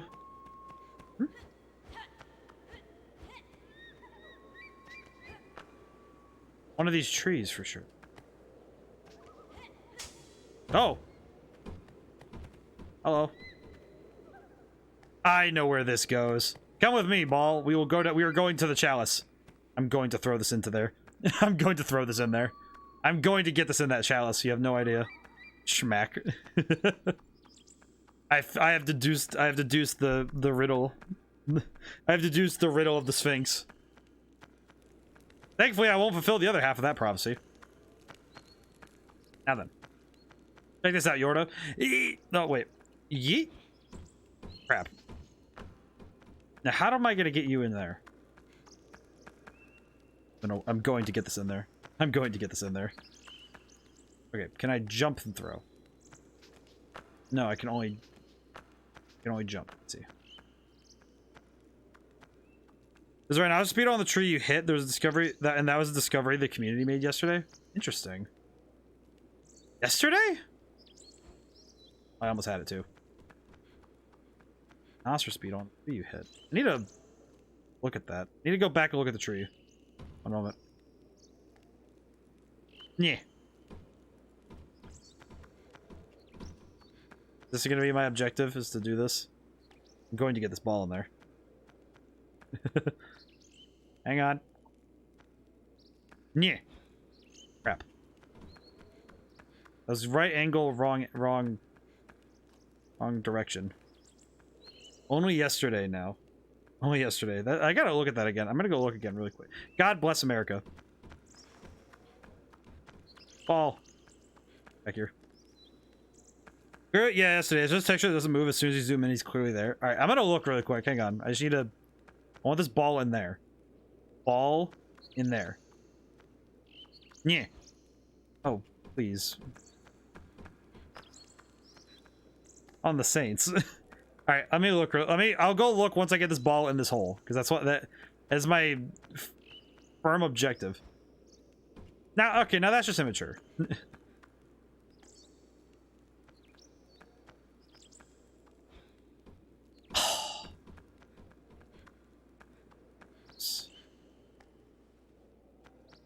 I could do it. I know I could do it now too.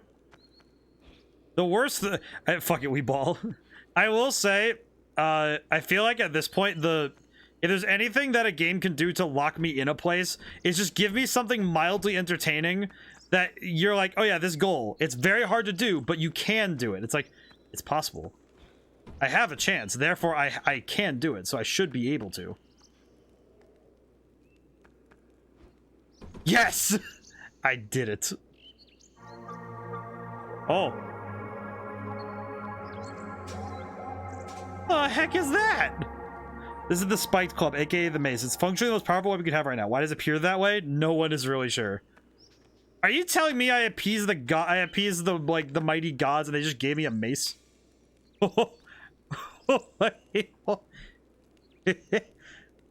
That's actually pretty nice. That's pretty nice. I'm not gonna lie.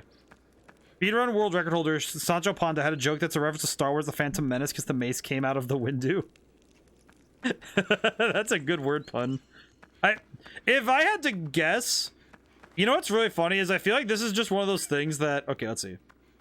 Tree, rhinoceros. Oh. Where are you, beetle?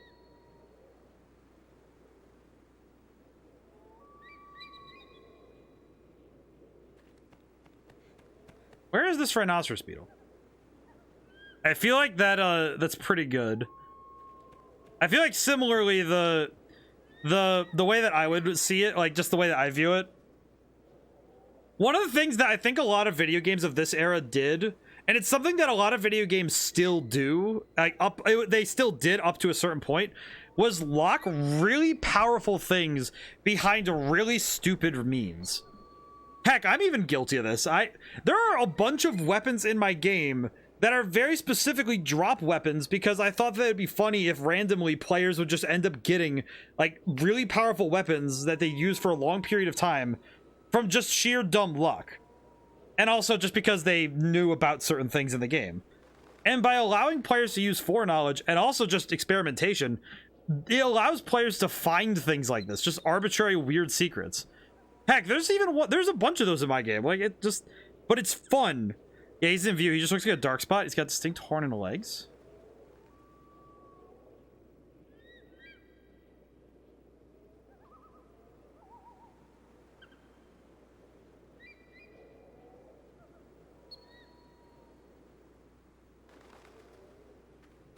Let's see.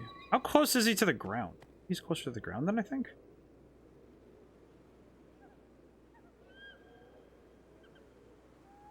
Very hard to move this camera very precisely, though. I wish I could point. He's a little high up, but not in the leaves.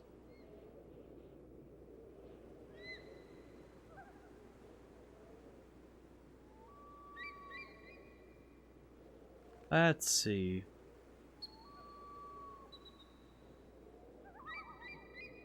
That way. Now the branch is covering him? Oh, I see. Okay, I see. I see what the problem is. Hang on. Ah.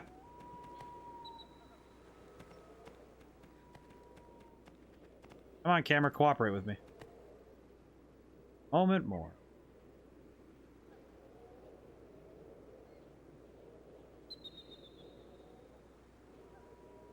There he is! Yeah, he's right there. I see him now.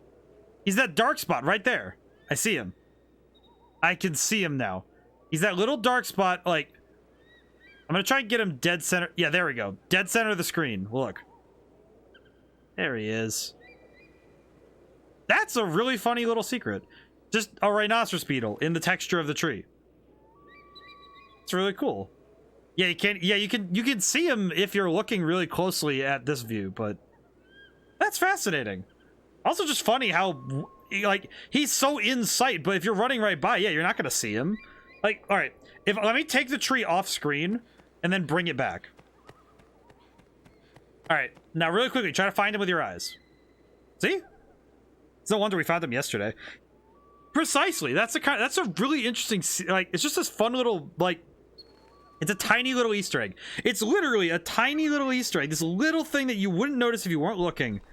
But the moment you see it, it's really cool to look at because it's this fun little secret that you just found randomly. Like, that's really nice and also just really cool. That's cool. All right, come on, Yorda. I have a new weapon and and we found the secret, so we're gonna go. Heck yes. How cool is that, though? That's really cool. Thank you for showing us that, Crooked. It took us a little while to get there, but that's just because I'm doing my best. But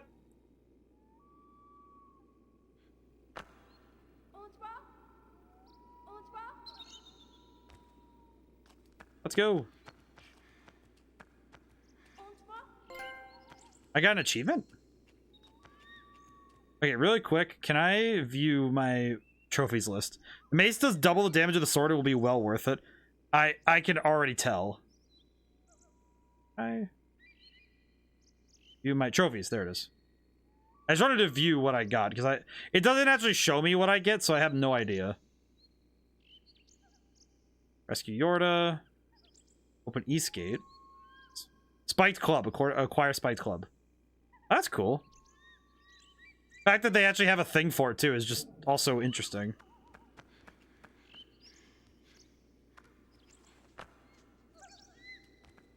Also mildly amusing. Just mildly amusing just how like weird it is that they're like, oh yeah, here's the secret super strong weapon you can have if you can find this weird convoluted method and sink a ball in this thing.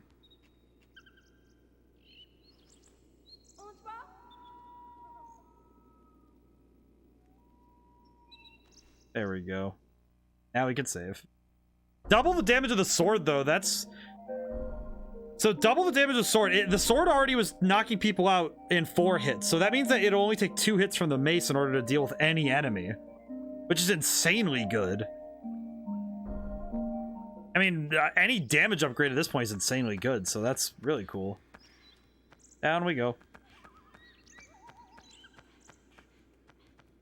I think down is where we wanted to go. Oh my goodness.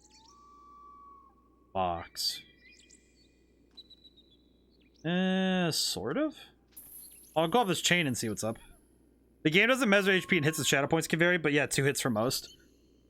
Well, it's like, I'm guessing that it's just like a matter of the size. Like they do, if they're not doing HP per se, but it's a number of hits, then if it's between, like if it's, you know, each one would be doing a damage in a sense of, okay, there's an arbitrary damage, like an HP, but it's really just number of hits landed. And if you exceed like the number of hits, then, you know, it makes sense that it would... Where the heck is this? Where is this? Okay, I don't want to leave Yorda behind, so I'm gonna go back. I feel like I don't really know where I'm going. This is a ledge, right? Oh, no, it isn't. That's not a ledge. Okay. Just a really weird looking divide? Oh. Shadow demons. Hello. Oh, he dead.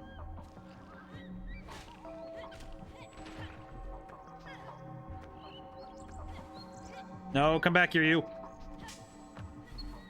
Oh, you gotta be kidding me. He went all the way back up?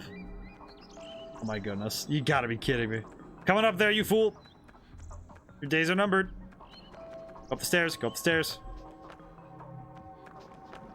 I got you. We're good. We're good. Okay. Come out of that hole, I dare you. Do you ever check the Poke Park game I mentioned on the Snap stream? It doesn't look that bad. Apparently there are 2 of them. This mace specifically does 160 damage. When they die, they hit a negative value. Some shadows are 100, 200, 300. Oh, I see. Intriguing. Why not just leave that alone? Oh, hi.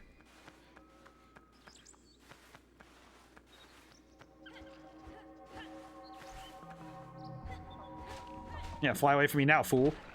160, though, is really good. If the sword's doing 80, that's really good. I have not checked out Poke Park yet, but that is mostly just because I've been a little bit busy lately. I have this down here.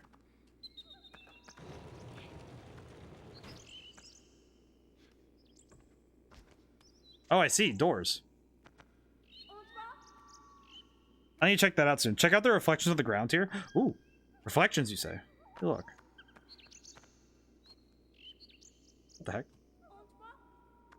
Hey, Yorda, come here really quick. Yorda.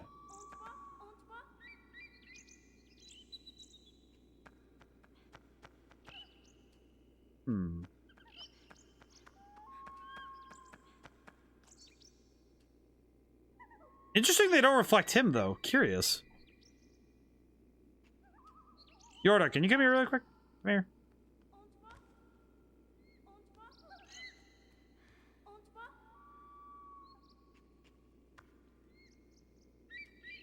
Interesting. Or, well, I remembered reflections.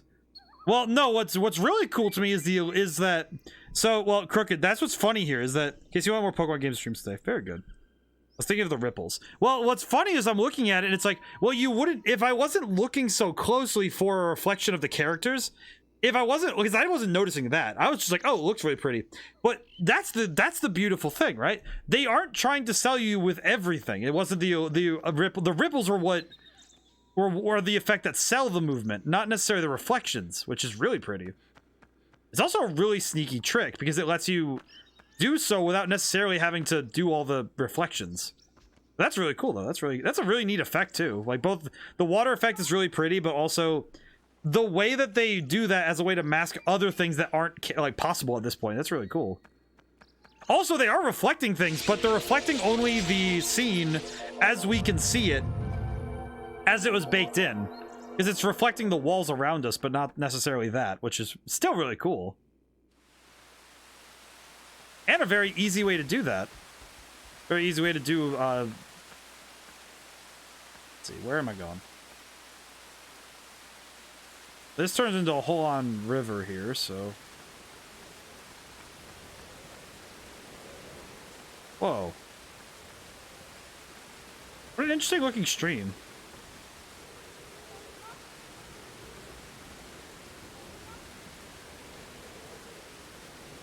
Also, the fact that there's these wooden structures on the outside. It's funny because I remember learning once that the Greeks actually had some of the oldest monks. They'd actually climb up into the mountains and like put themselves up in these little holes. So building like this is not a very difficult thing for me to imagine.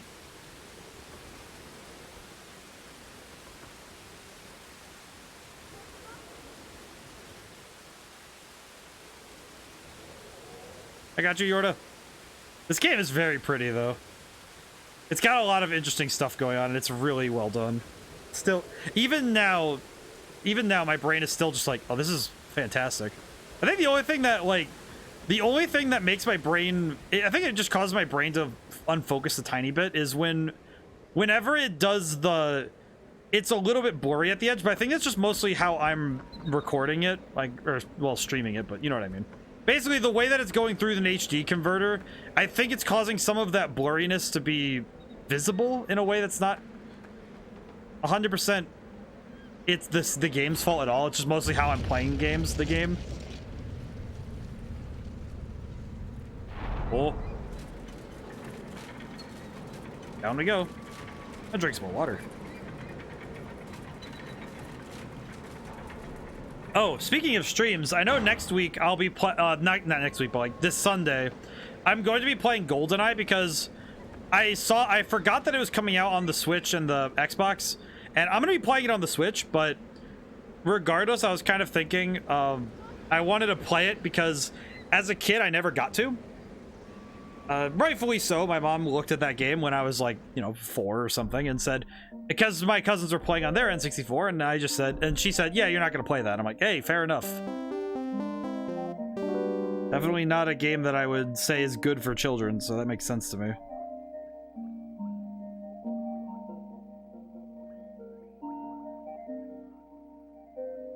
So, certainly one of those things that I definitely understand. But I want to play it as an adult now, so I'm like, all right, I'm going to go play that now, so.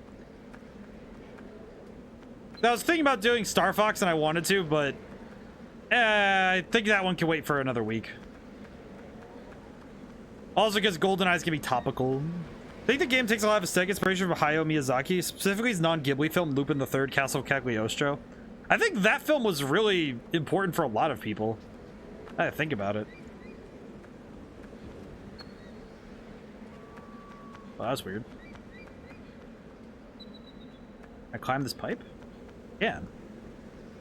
I actually think I have both of those on the for the N64, actually. Yeah, it's coming out. They're doing a version for the Switch.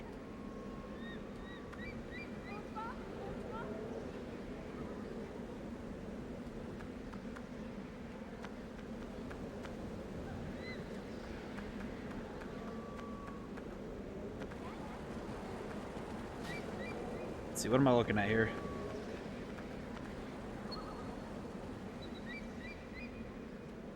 Yeah, I'm pushing it this way. So specific and up close. Love that camera angle. So specific and up close. Head. I actually said twice. Head empty. I said actually twice. I see. So specific and up close. Yeah, it's such a weird little angle, but it's really it's fascinating to look at just because of just how. It's weird how many specific camera angles this game has, but they're all really cool. It's kind of interesting how they do that. So I think it's really neat, and it also just shows how much they were really thinking about all that stuff when they were making the game.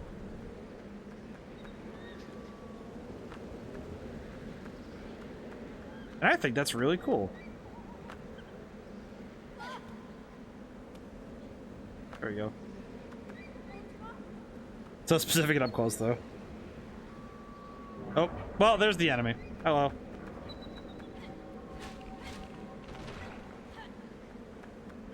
Oh, that was it. Oh. Oh.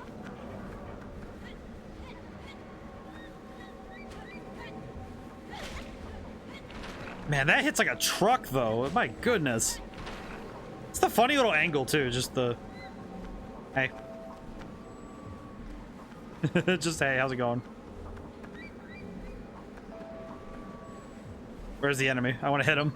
I'm ready. I need to move? Yep, I need to move.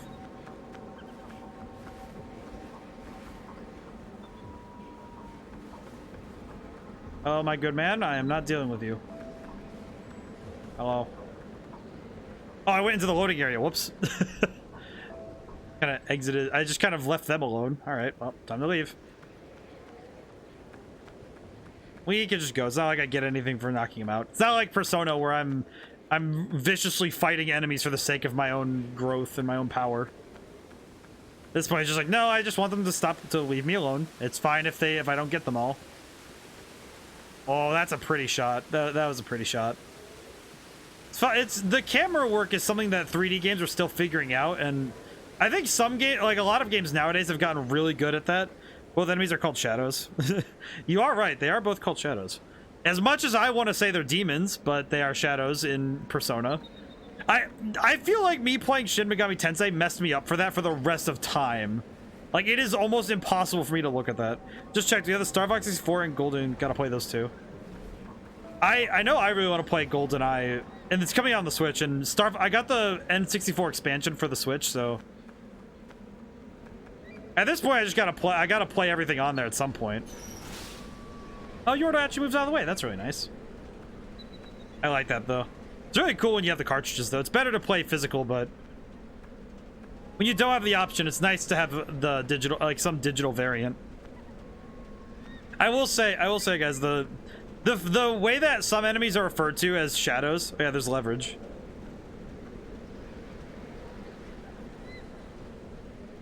Leverage?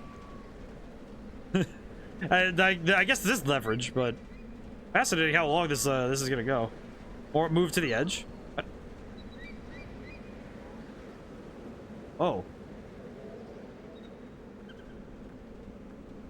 This? Oh, I see. So there's leverage as in when you push at a further angle. I see. Edge of this thing makes you go faster.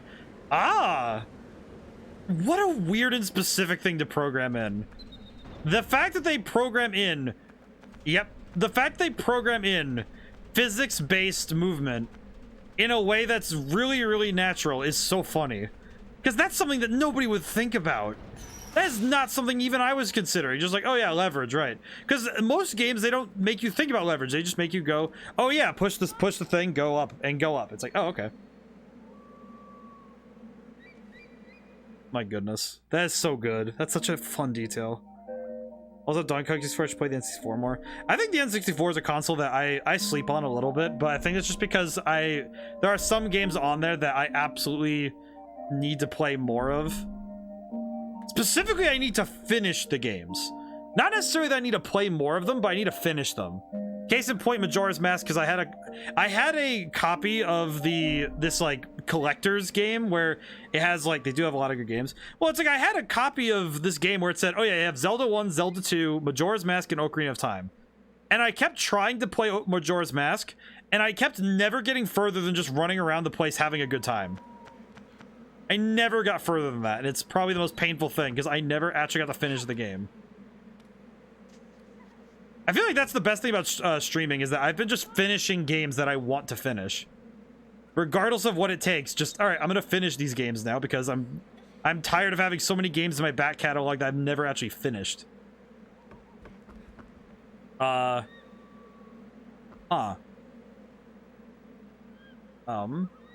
I see. Think about that. What? I should not have pressed the triangle button, it seems. Oh man, that's just funny. Oh yeah, it's like one of those bad dreams where you're about to fall. You know what I mean? Where it's like you're about to fall asleep and then you suddenly have that sensation of falling.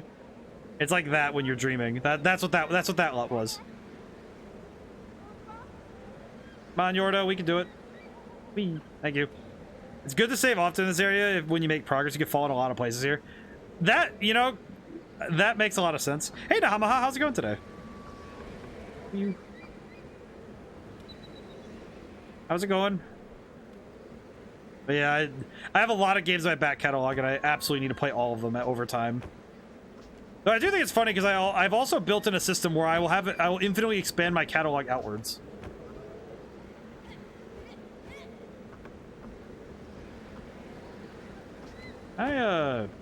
There we go. I'm good. How about you? I'm doing pretty good. We've been making good progress. We found this secret weapon in the game that Crooked pointed us towards, and it's really good. And I've got a lot of work done today. I feel proud of myself. That said, I'm in that phase of work where, and this is something I recognize from college a fair bit, but since I've been very, frankly, I've been good to myself in the last couple years. I've been, like, you know, kinder to myself in terms of my workflow and my work ethic. Recently, I've been working at the pace I was at college. I have so many games to play, but always end up playing online instead. That's fair, though, especially if you have fun people to play with. But,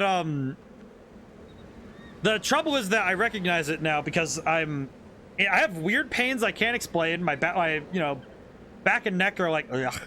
But I recognize it as college because my brain is constantly on when I'm working. Which is kind of why I was saying earlier that we were talking about if I would stream working on the game, and it's not that I wouldn't. It's that I kind of recognize that college dorm beds aren't it. Mine were okay, and then I also got a better bed later, which was pretty good. But the key is that it wasn't necessarily a physical thing though. It was the rate at which I'd push my body and my mind, because being entirely honest, when my brain is working at 100% speed, yeah, I end up being I tire myself out really hard because I just push my brain beyond the point of like, you know, reasonable sanity. Also, I'm starting to see what I need to do, so I need to remember where this mace is when I go and do this. Okay, so let me first grab the bomb and bring it over there, because I'm gonna just set it over there. Okay, take this with me.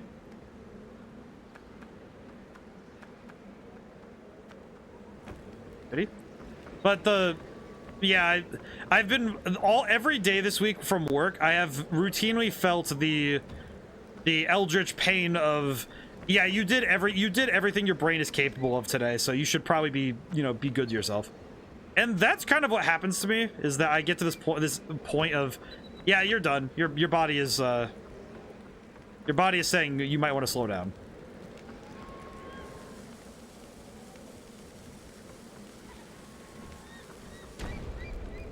Okay, that didn't quite work how I expected, but that was neat. But yes, but it's a good thing though, because it's a lot of work that I'm getting done, and I'm really liking the work. But it also means that, man, my body just tires out real hard when it's done. It's like, oh yeah, I'm pooped. I'm over it. Okay, now I have to figure out how to do this. Where am I attempting to throw this? Am I attempting to? I'm trying to throw it over there. But I recognize the feeling of not burnout, but it's this rightful feeling of being really tired.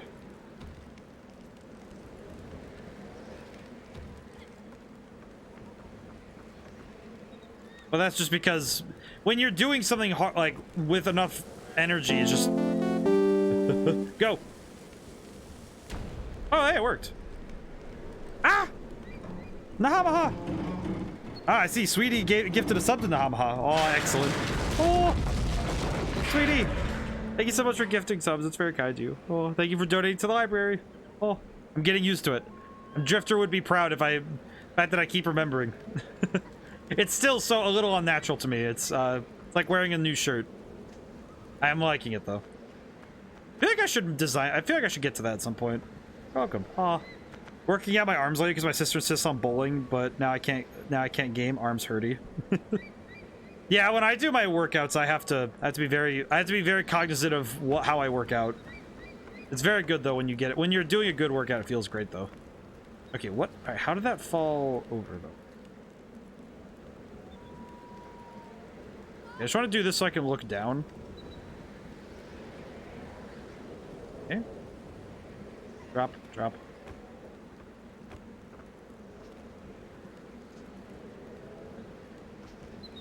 Oh, I see. I see. Oh, very kind though.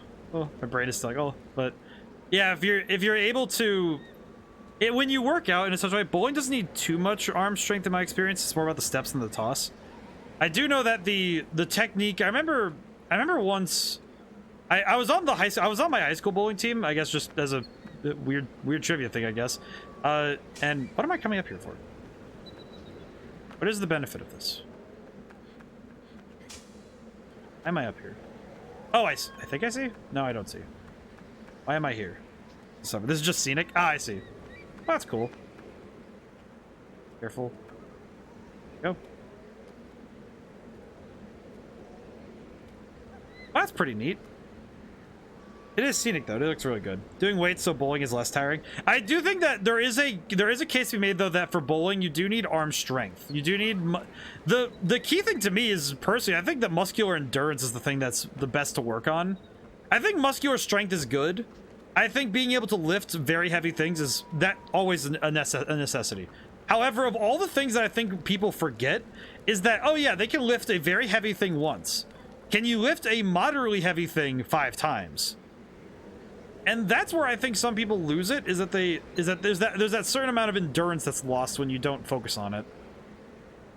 Let's see, where am I going? My goodness, there are a lot of ways to fall over here.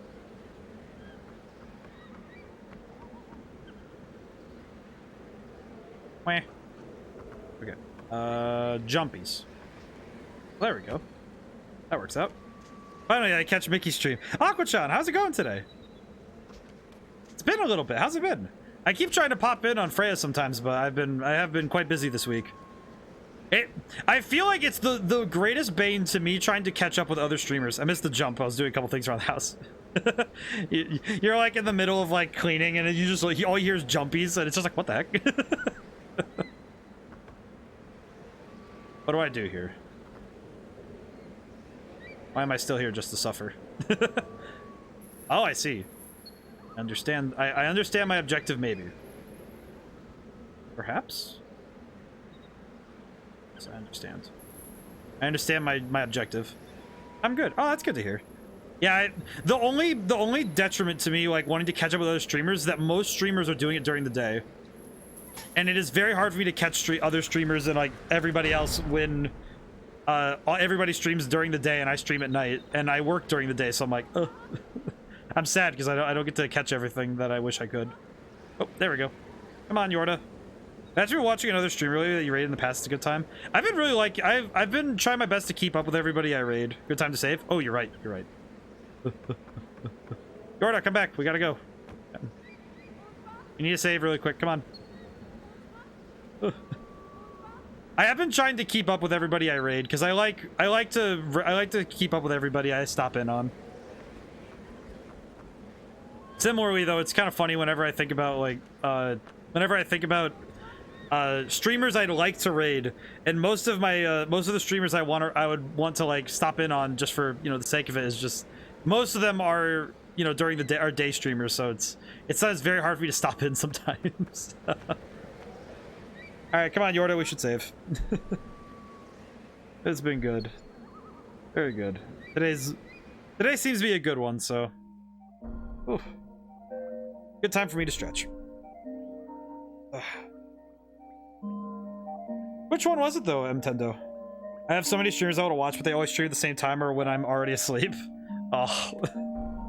It's pain when it's like, oh, TK and M. Oh, TK and M are fun. I like them. They're fun.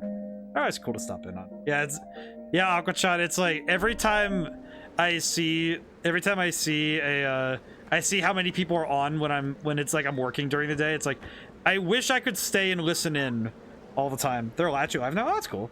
They're usually live around this time. Okay, seems nice. They're both very nice. Woo. There we go.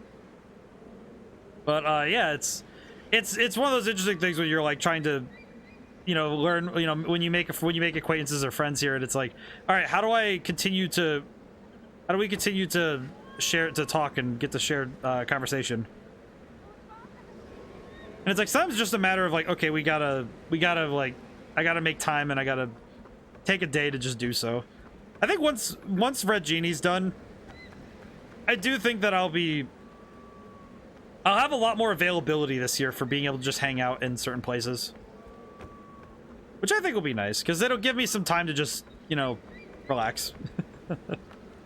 Let's see. Okay, next step is getting her over there. Think I understand?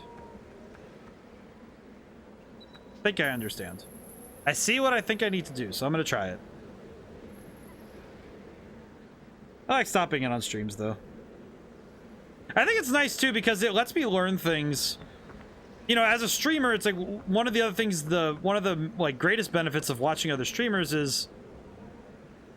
Am I supposed to pull it this way or that way? Okay, nope, it just goes off. I see. There it goes. Bonk. There we go.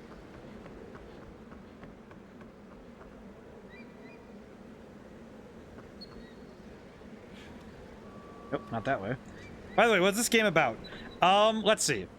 Let me see if I can describe it in a way that would be succinct but informative. In a world, whether in the past or future of Shadow of the Colossus, there are kids with horns that get put into the Forever Box. Ico, the kid we're playing as, got put in a Forever Box because there are people do that to kids with horns all the time. He broke out somehow because he just, I don't know, he did. And he found his friend there, Yorda, down there. The pretty girl down there. Hey, Drifter, how's it going today? And we are trying to escape this place because we want to go somewhere else together. And the kid knows sort of how to use a weapon, and she has weird magic powers related to this place.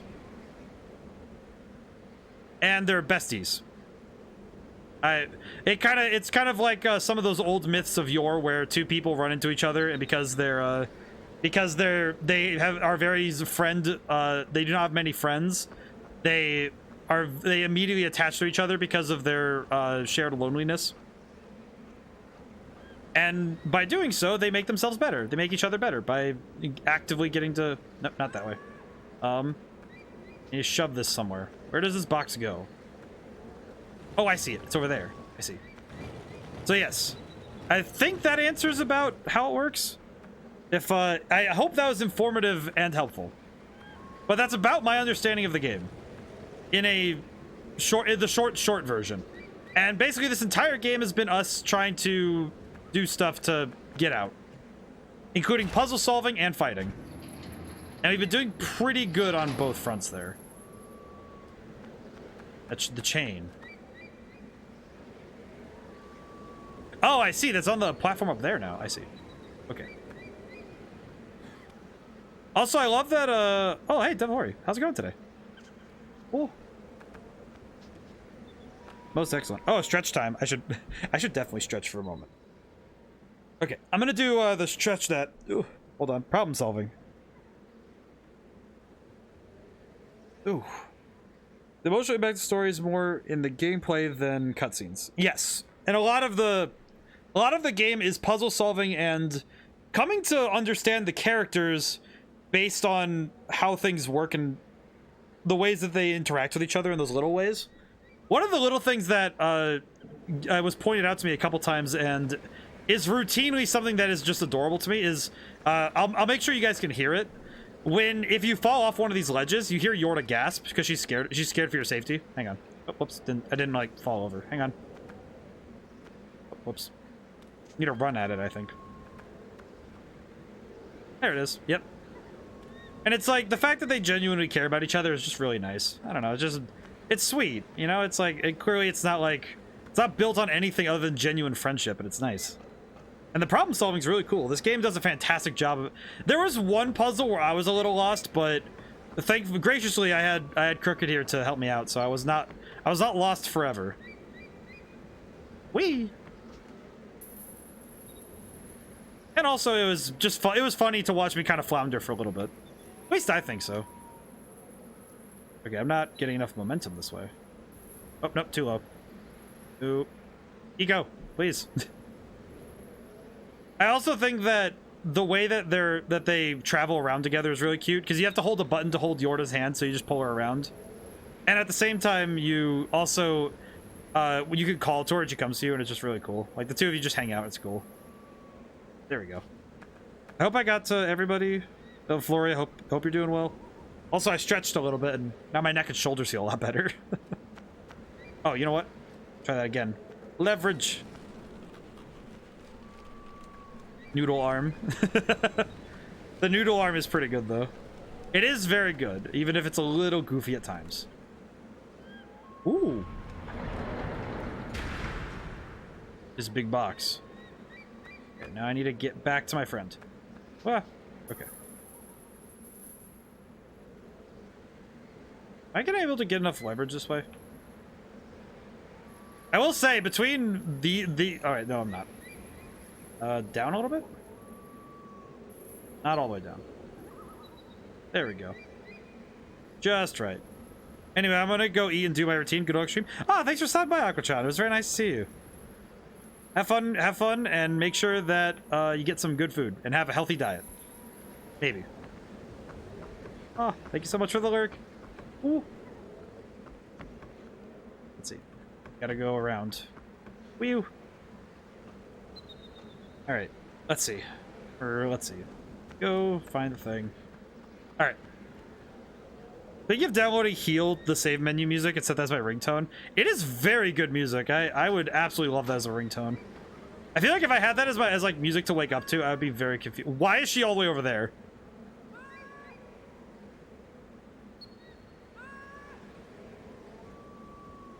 Yorda, how'd you get all the way over there? It's so nice. I like the save music from this game. It's really good. Thinking of using it as my... If I was thinking of using it as my learning lore, I'd fall back asleep. I would absolutely fall back asleep.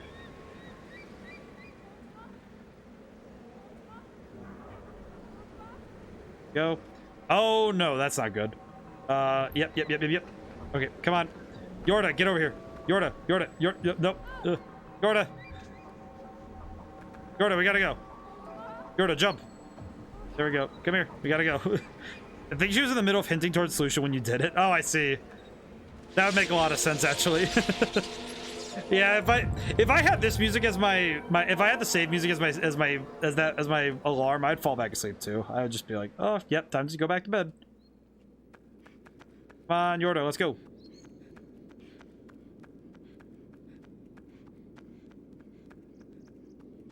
Let's see.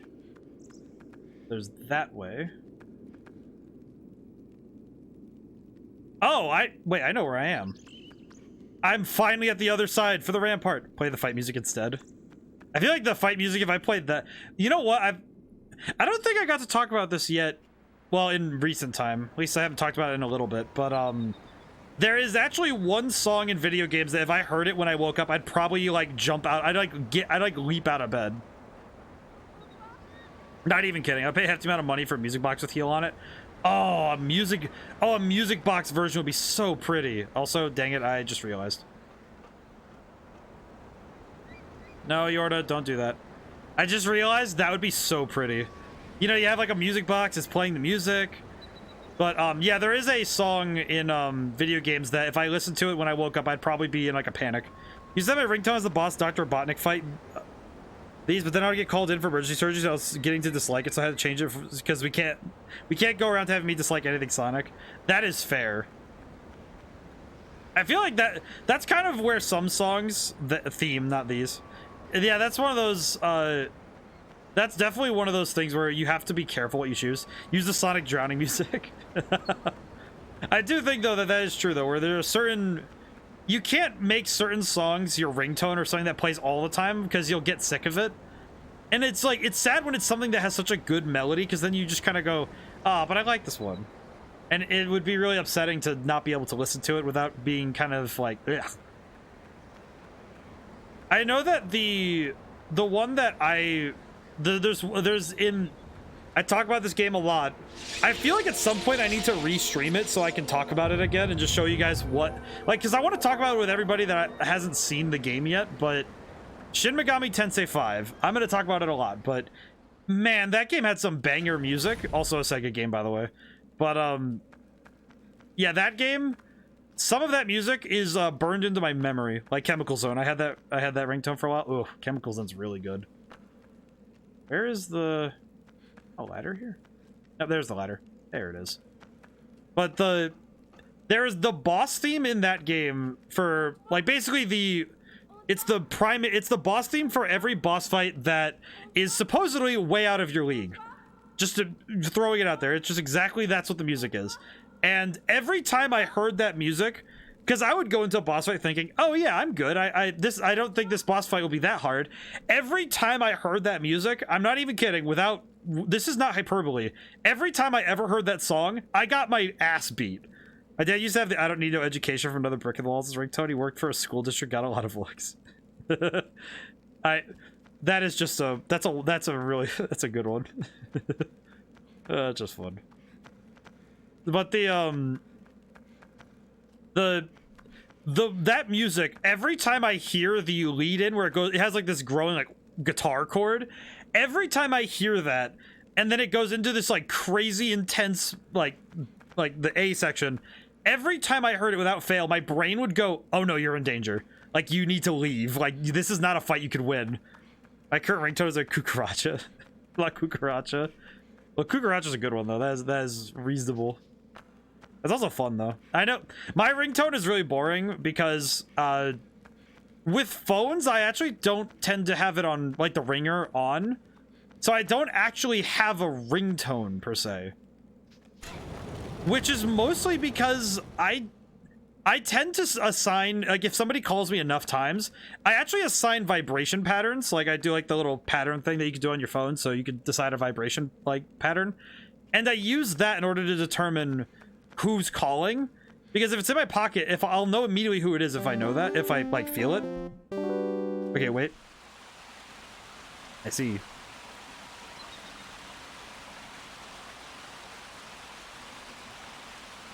But and because I don't necessarily need a ringtone for people, like when I do that, I don't actually associate a ringtone. And the few times I use ringtones is specifically for my alarm. And that one I actually have one that's just like really weird.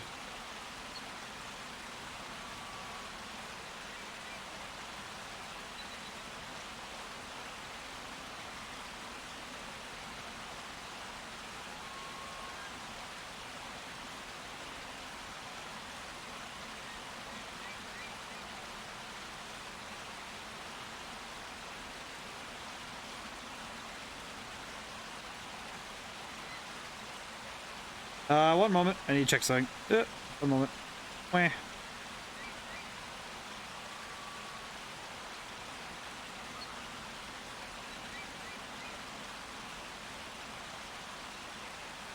Wah.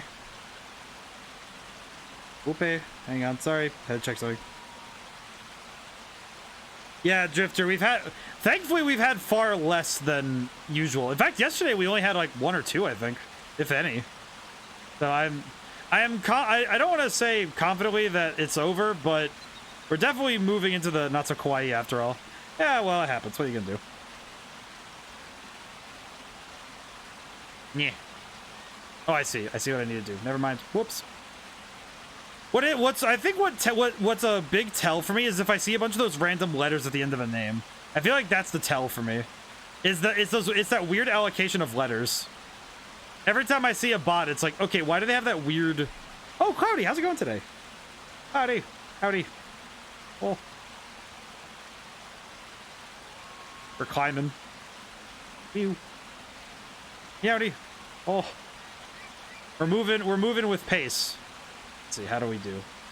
Oh, I see. I think I see where I need to go. Maybe. No. Yes? No. Maybe. Oh, I see. Yes, I do see. The plans of the Jedi are all here. I see. I had a bunch of 8 days old that were running during the snap stream.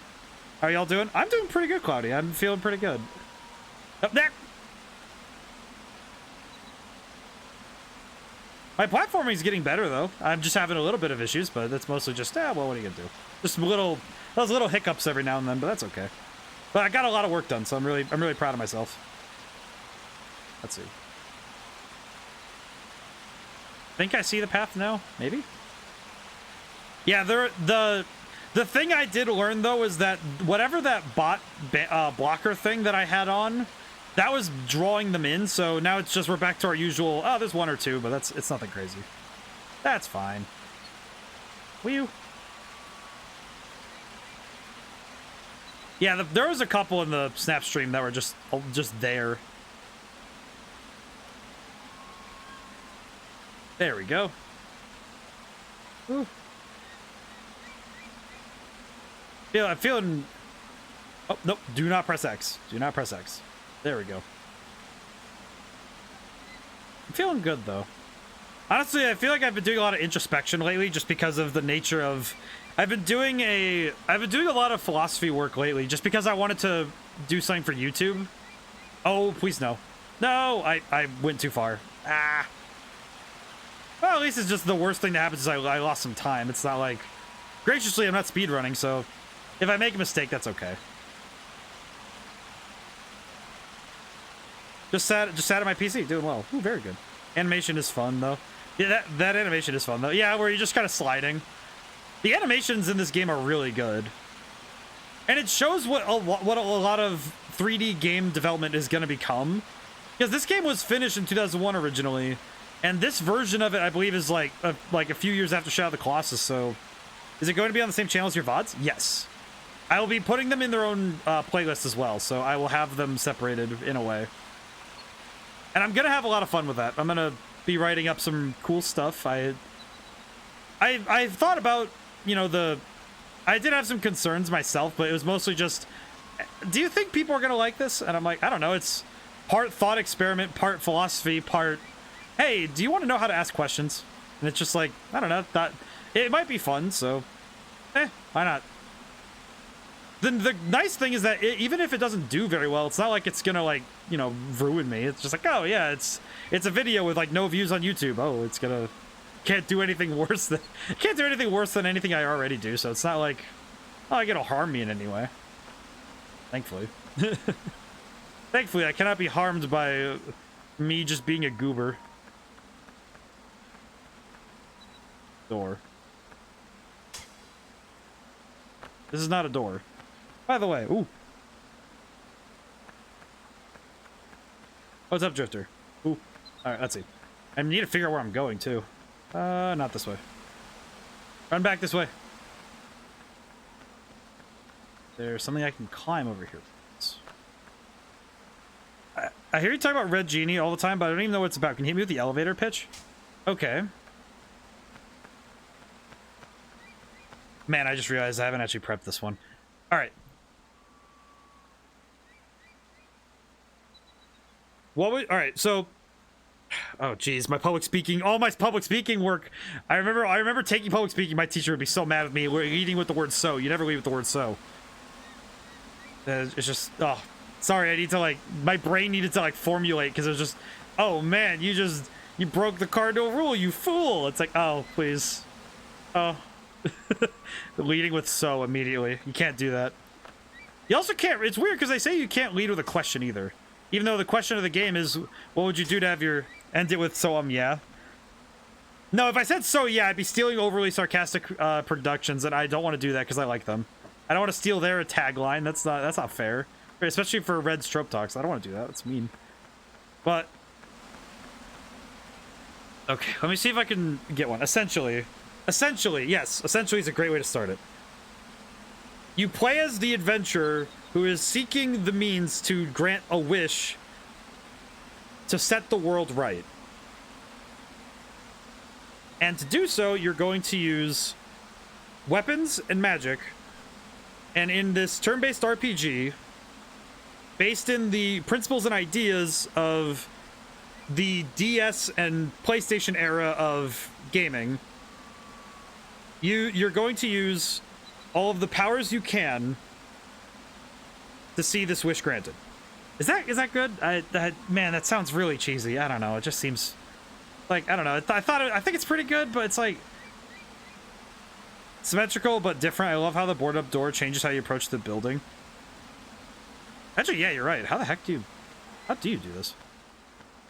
How do I? You're right. Symmetrical but different. Yeah.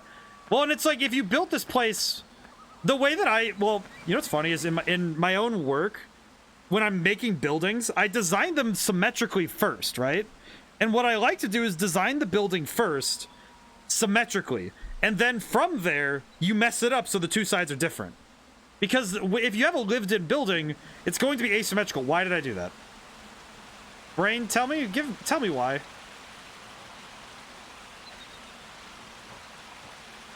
I had to stop myself so hard to not sing. I've had to do that twice now. Yesterday when Drifter hit me with the Gambler, and today when I said "Tell me why." I don't even know that song super well, and my brain immediately was about to say, "Ain't nothing." You don't need to be up there. Oh, I don't? Oh. Where am I going then?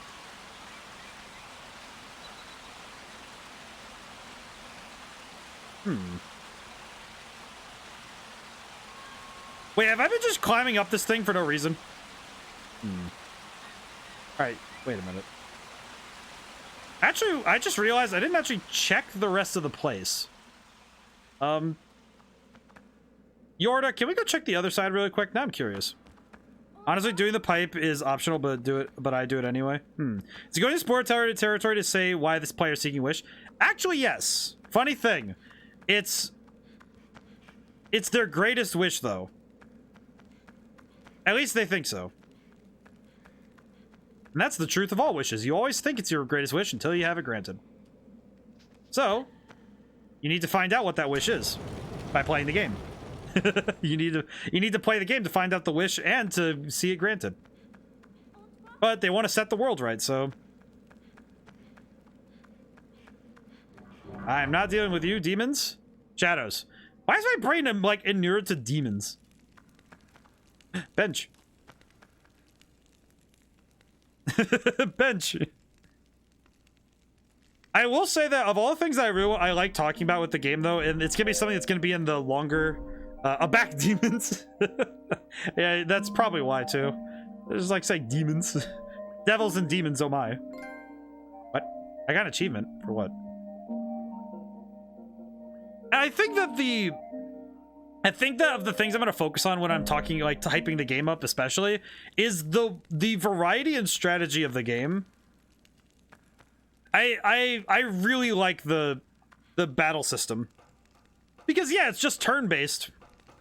It may be just turn-based, but on top of having turn-based combat, it also has the weapon swapping system, which, with how it works currently, I actually really like how it works. Because one of the things it does that's really interesting is that you swap weapons whenever you attack. You can swap weapons at any time during battle. Like, you basically equip all of your weapons before you get into fights. And then from in the middle, like when you go to choose your attack or your spell, you can switch out your weapon at any time. Which is, I honestly think it's really cool. Because you can, like Monster Hunter Stories. Kind of? I haven't played Stories much.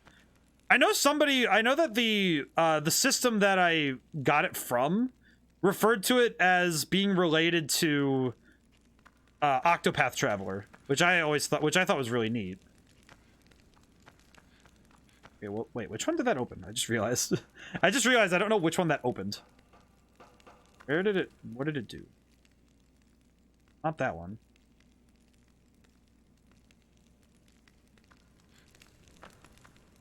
I'm gonna grab my mace back really quick while I'm thinking, so I can go look around really quick. I don't wanna be without my mace. What, oh, it's really dark in here. It's really dark in here. It's kind of like Octopath Travel, where you could swap your weapons during battle, and the key thing is that when you switch your weapons in game, when you're playing Red Genie and you switch your weapons, the stat changes of the weapons are individual. So, say you have your sword equipped. If your sword is equipped, you get the stat bonuses from the sword. If you swap to your hammer, you actually lose the stat bonuses from your sword and swap to whatever bonuses you'd get from the hammer. So strategically, if say you know an opponent, if like you could see, yeah, I've played Octopath and that's what it seems like when you showed it off that one time. Yeah, that's pretty much what it's doing. And I think that system is really cool. And also because there's a lot of damage types, you also can play around with, because each weapon has a damage type like bludgeoning, slashing, and piercing, and each weapon is more effective against different enemies. And I like the idea of reinforcing the fact that you need strategy. You need a good grasp on what weapon you're going to use and what abilities you're going to use to make battles work for you.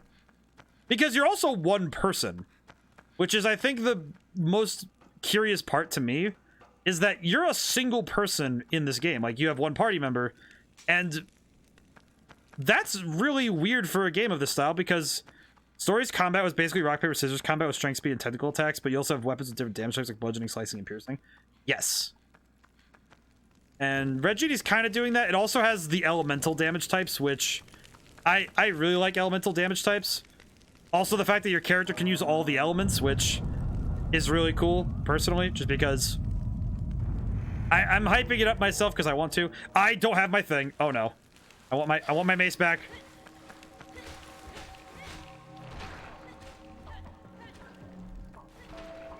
We keep fighting. This is fine. I will get my mace back before I leave. Back, demons.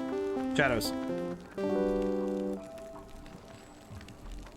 Like Nat says, can you please send a... Can you send a message with like the number 3 or something really quick?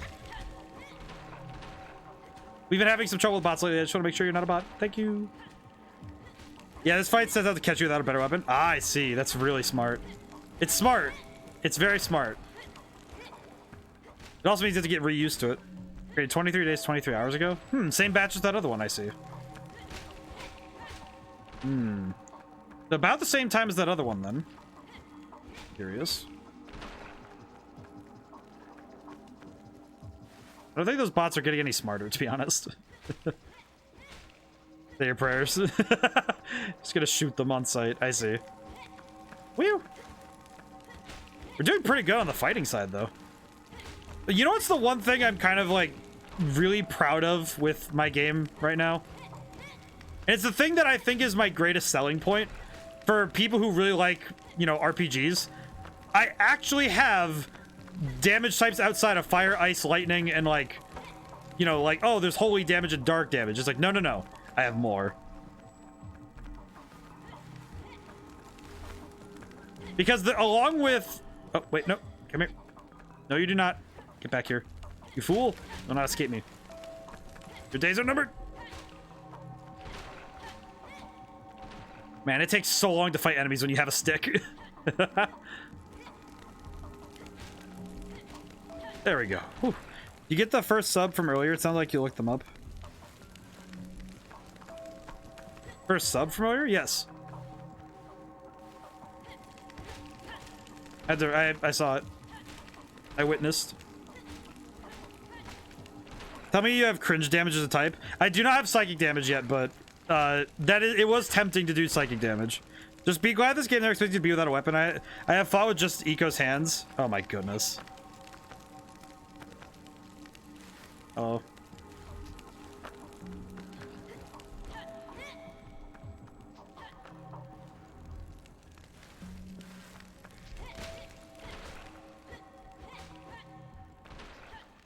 Oh, there we go. Yeah, his shove does 5 damage. Oh, that's pain. It was Chug Lodichin. Wasn't sure if they were a bot. No, I got them. I was there and witnessing. He's playful, jumping around you. He's having fun. It was a less bot-like name.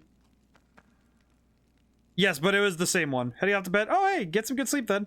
He caught demons in Horkenshi's hands. Oh my goodness. Have a good night, sweetie. Get some good sleep. Ooh. Oh, but first. Ooh. Eh? Oh, sweetie. You're doing really good work, and you're also showing exceptional patience. So I want to make sure that you know that you always have someone in your corner, okay? And if you take every day a little bit, take it one step at a time, I know you're going to be okay. You got this. And you always do. And even when you don't, you'll get it. This is very bright. That's part of the affirmation. Part of the affirmation is this is very bright. I don't know why, just the idea of like, oh yes. Green. Oh, thanks. Nighty night. Good night. Good sleep. You. Work. Oh, I see. You know, it's probably a lot faster if I push it the outside, huh? Yeah. The future is very bright. Go on to bed, eh? Here's a bright screen to wake you up. It's like, oh, we're just about to go to bed. It's very bright. Oh my goodness, man.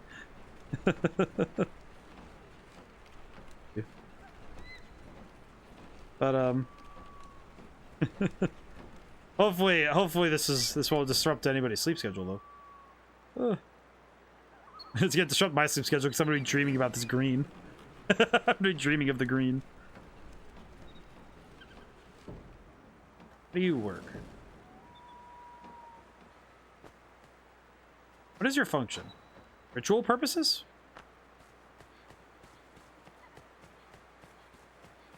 Man, it is very bright. I've never pushed it this way before, so I didn't know it could 360. Huh? Thank you. Thank you, my fair lady. Please tell me please tell me it'll stop when I get there.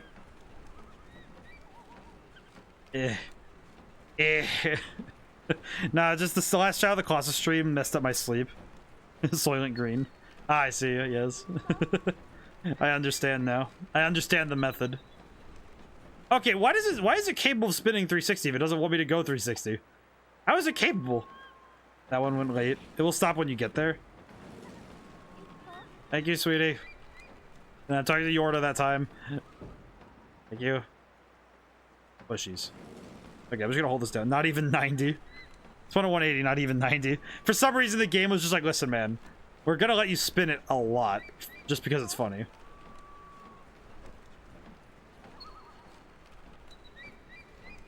There we go. Whew. Jeez, for some reason, it really wanted me to do a workout, I guess. Yeah, I'll take it. It's funny. It's kind of fun. Why not? The game was having a bit of fun with me. Why not? Okay, so now it's facing the right way. Let's go this way. Looks pretty good. This game is extremely bright sometimes, and it can be very hard on the eyes, but it's also kind of cool looking. He's a strong 12-year-old. Yeah, I wish I was that strong. That thing is huge. That is insane looking. I have something to do with his curse. I imagine so. It's like he's not super strong, but he's above average. Oh. Oh, it goes up. Oh, I see. Whee.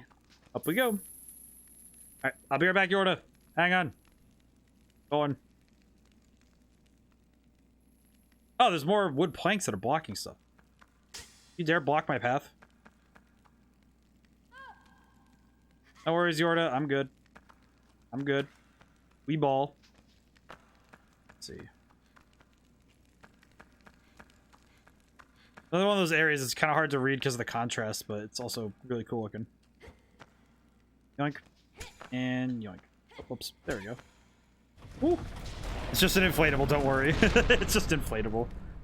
It's just an inflatable, it's fine. There's no reason to be worried. No reason at all. It's totally fine. Oh, that was a good swing. And the novel actually makes a point of him being exceptionally healthy so that he cannot die of illness or minor injury before the time of sacrifice. Oh, that's interesting. So he has some greater level of health. Intriguing. Oh, wait, I don't want to... but I don't want... Alright, really quick. Take a quick look. Go back.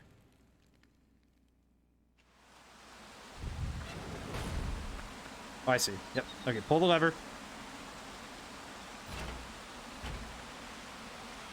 Okay, that's what we needed. That's good.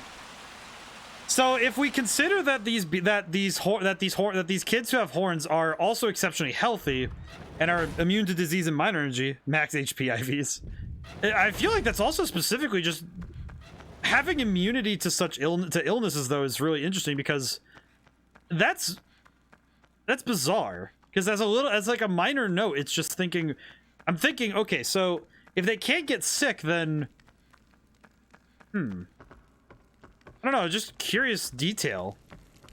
Especially given what these kids are capable of anyway. So above average health and ability. Oh. Yeah, I want to go back to Yorda as quick as possible. What do I need to do here? Bombs. I see.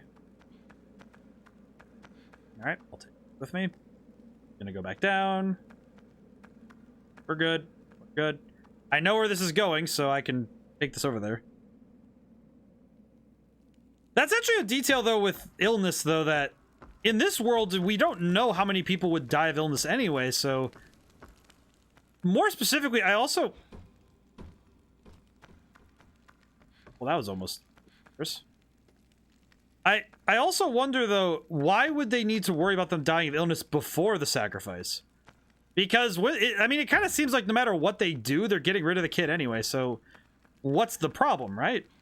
What concern would they have for the kids dying before they get there, right? These kids are the chosen ones to receive a vaccine. Honestly, the thing I'm curious about is why do they need them to be sacrificed in the first place? Oh, no. Kid, to what purpose does this help? Oh my goodness, you gotta be kidding me. Falling like that is so weird. I also don't know why he decided to jump. I was still on the ledge, and then he's just like, nope, gonna go. Alright, going back up. Hang on. Really quick. There are once per generation, and they must be given to the master of the castle. Yorda's mother would be angry if she doesn't get what she wanted. Oh, I see. So, because she wants the kids there... Hey, Yorda. Because Yorda's mother wants the kids, she needs them there, so... And since they're born once a generation, then yeah, that makes... Okay, that makes total sense, then. Wait, does the bomb go away? Because yep, it did. Okay. Gotta go grab bomb really quick. Hang on. Do. Ah, no, not that big a one. Grab bomb. Thomas. There we go. So if once every generation a kid is born like this, are the kids then suspended in animation then? Because they'd probably grow really fast if they're stuck in those places though, because they're just left there. This here. Grab fire. Run this way. Okay. Away, go grab my mace. Okay, good. And with her as the master of the castle, though...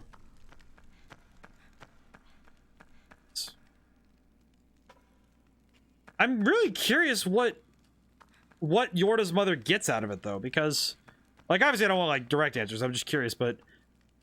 What would she be getting out of it, besides just the fact that all the horned kids are just out of the way? Oh, this is... Okay, this opens this way, I see. I don't want to leave Yorda alone. I do not wish to leave Yorda alone, so... What do I do?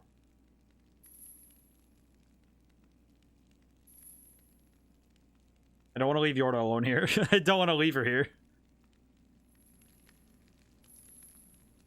I opened that, though, so... Yes. Go down this way. Eee. You're good, sweetie. We're good. Let's go. Let's go. Fine, Yorda, we gotta leave. Curious, though. Well, and I guess the biggest question mark of all is, why is Yorda here? Not in like a mean way either, just literally what... Like, how did Yorda come to existence if Yorda's mother is really... You know, not cool with any of the kids being around. Also, I need to figure out where those... Oh, there's the near source of fire. I see.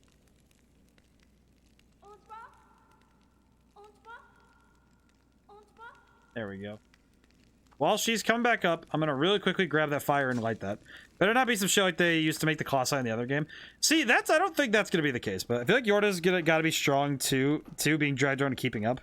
I would say more specifically, the fact that she's also capable of lifting her own body weight is not an easy thing to do. Oh, Yorda's going up. I see. Go. There we go. That's all she wrote. I do know at the very least, though, that these kids, if they are related to Wander in some way, or at the very least related to... Well, I will also say that, Drifter, there is actually evidence that refutes them being able to make the Colossi. And that's because in the last game, they actually noted that the Colossi were fragments of Dormir. And that's why Dormir needed all of them killed, so that all of his fragments would return to him. And then when him and Wander fused together, Dormir became fully corporeal again and returned to the mortal, like the mortal plane, as it were. So that one has already been refuted, thankfully. So I don't think they would have been able to make the Colossi because the Colossi were already a thing. So that's actually good that that's not a thing. Because that one we can actually disprove. Demons. I'm ready to fight.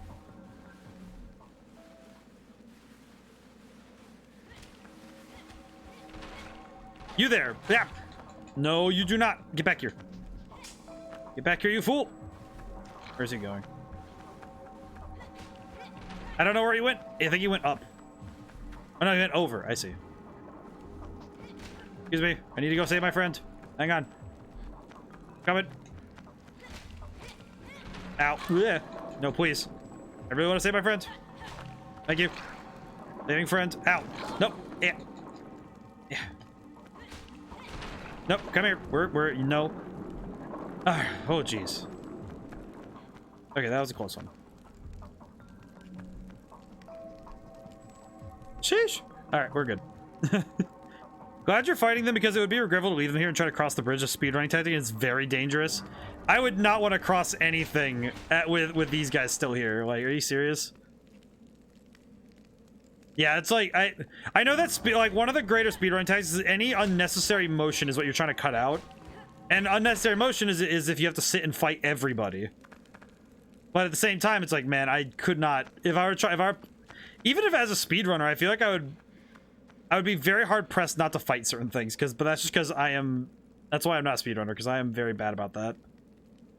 So I need to open this. Yeah, those aren't open, so I need to go and open that. So me and Yorda need to go up. We require the uppies. Because... Oh, that's right, the other door is open now, because we can go up there, around, and over. I remember now.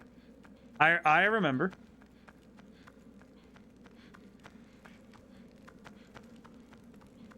I will say it's kind of bad of me, but I keep seeing the... We have a follower goal, and I keep looking at it. Every now and then I look at the bar on the overlay, and I'm like, man, so close. I'm like, maybe I should just let 4 of them through, you know, just let them sit there. It's fine. Let me see. Wait, what did that say? Mogus? I did not see the Mogus. It is so very close. It's so very close. Cross. Bridge.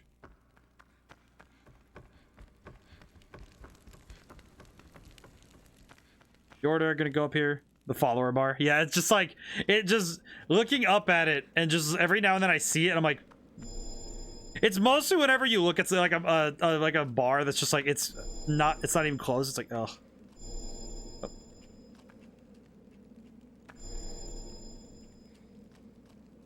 I love this little walk. Just like, oh, sorry. Ugh. Man, just only cross this light bridge while being chased. Oh, geez, no, I would not want to do that. That would be pain. That would be agony, more friends. I would be absolutely in agony if I tried to do that. I would be in so much pain trying to cross like that. And in a speedrun, you're not going to go through all of the steps. One of them is known to clip through the bridge. Oh, jeez. Ugh. Oh, dude, I would be in pain trying to do that. Oh, hey, there's a shortcut. Oh, that's very sweet. Whee! Very cool. Okay. Stick. Sancho calls him Mr. Clippy. Mr. Clippy is that's a good name. Just Mr. Clippy. Fire. I said fire. My brain and me. You know what's I remember my my mom referred to it once as like, it's such a like thing of like her mom's side is this like, you say a thing and your brain immediately fires off 5 different ways to like a seemingly related tangent, but in truth you curved around a bunch of things to end up at this other point. Logically it makes sense, but it doesn't line up the same way for everyone else. Because I said fire, my brain immediately said, hey, that song Fire Woman by Crush 40 is really good. Do you want to start singing it? And I'm like, stop. Hang on.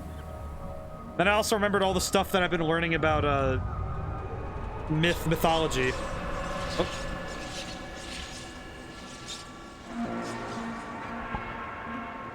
I almost sneezed into the microphone. That would have been frustrating. Ah. Ah. Yeah, sometimes the way that my brain works is it's troubling how weird it can just like dip off into a whole other area. I do that too. People would think I had to add the conversations were unrelated. It's not exactly unrelated. It's just that your brain just kind of does the jumping first and then connects it.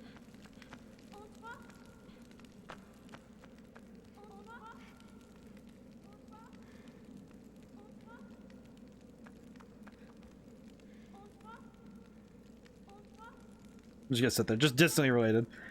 ODaM said "ech" or something 3 times today. I need to remember to reset the counter every time I use that. After every stream. But yeah, that's about how it works. It's a whole lot of weird noises in your brain. All right, come on, Yorda. Come on, Yorda. Let's go. We can leave now. Just distantly related.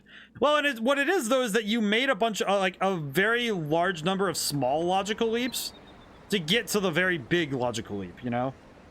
All right, chat, I need everyone to start typing responses in song lyrics so you ODaM do a singing stream. I'm going to be pressured into karaoke. I'm going to have to figure out that 3D model so I can actually have a model to sing with. That'd be hilarious, but either that or I need to like anthropomorphize my character so I can just use VTube Studio like everybody else.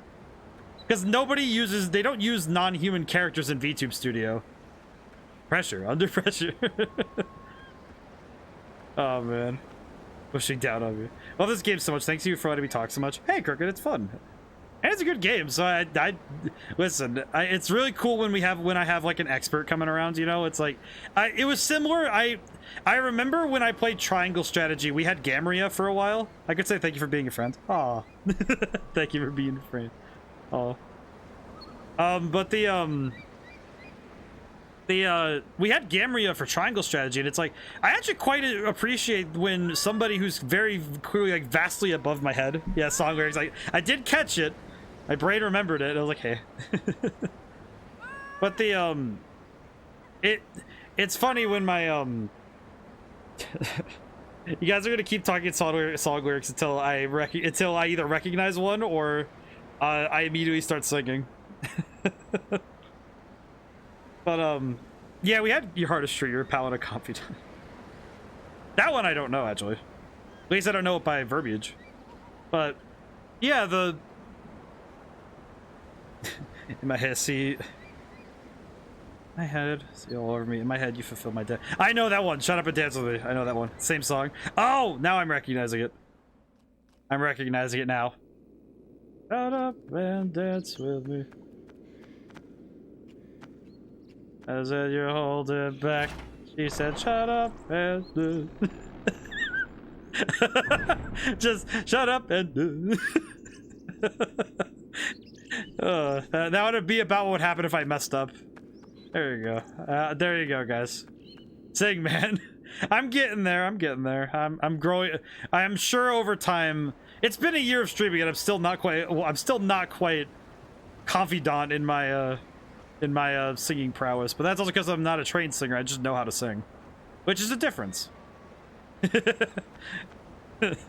Just continuously speak at song. It's like a challenge every now and then just to throw at me. Just how long can he go without singing?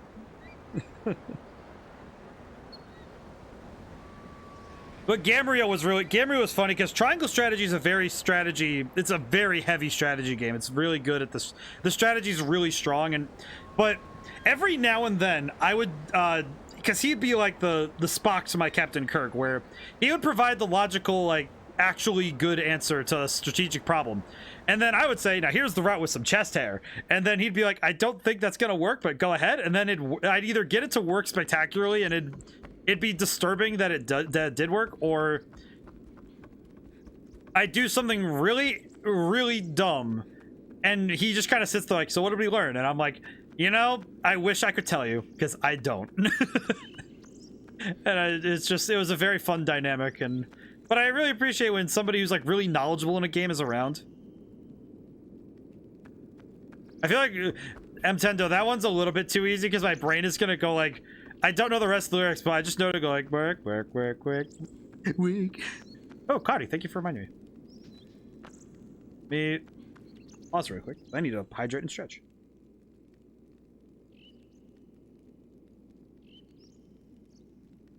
Ooh, close to midnight and something's evil. See, the problem is that I'm reading chat. See, Drifter, the problem is that now I'm reading chat and my brain reads it just as I see it first, because I'm just reading it as normal, and then I realize it's a song lyric when I recognize it, and then my brain just like, please don't. It's something evil's lurking in the dark. It sounded like Hugh Neutron there for a moment. Monotone songs. Something evil is lurking in the dark. Just past the Chick-fil-A. I was sounding like Hugh Neutron for a moment there. Just. It seems to me, Jimbo, you're going to the Shadow Realm. Duh, it's just past the Chick-fil-A. It's just around the corner past the Chick-fil-A. Oh man, I just remembered I own that. I own Nick All-Stars. I own that game for the Xbox, and they added Hugh Neutron to the game. I really need to get him because that's hilarious. And they have voice acting now, so I should play that game again. It's not my favorite brawler game, but it is fun. I should play it. It's fun. Jimmy, are you Jimmy? I cannot do a good Jimmy. Ugh, sound like Kermit. I feel like every now and then I talk like a weird Muppet. My voice is capable of all the things I wish I wasn't good at. Like, it sounds like an absolute gremlin, a goblin, or a Muppet. Kermit doing Carl. Man, Jimmy, are you gonna finish that croissant? This is why I'm not a voice actor. This is exactly why I'm not a voice actor. Not because I wouldn't be good at it, but because I can only do these weird gremlin voices. Save at the bench. Oh wait, you're right, and I didn't do it. Yeah, I didn't save. How do I? Oh crap, baskets. I can't escape that. Didn't I do it for you, Kirby? Ah! The boy.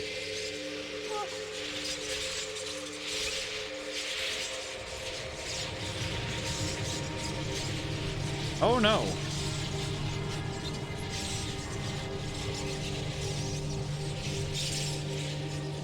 No, Yorda.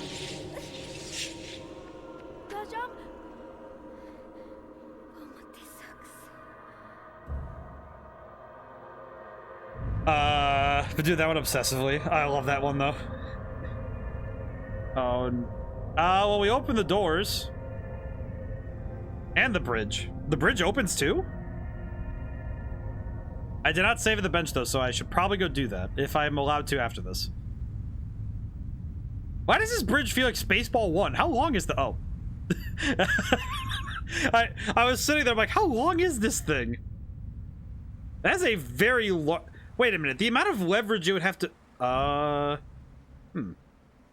So, looking at it, just looking at this, those slabs of like stone or concrete or whatever they are, they would have to be as equal in length in the ground as they are pointed out from there to not have leverage just mess you up.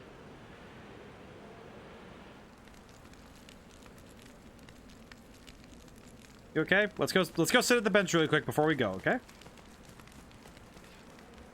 Oh no, she's hurt. Aw. Come on, Yorda, how about we sit for a moment? Maybe you'll feel better if we sit. Maybe you'll feel better if we sit, okay? Oh no. Did opening that door mess her up like irreparably? Walk with her. I'm really scared. I'm scared for her now. I have to walk now, I see. I have to walk, not run, I see. Okay. File saved.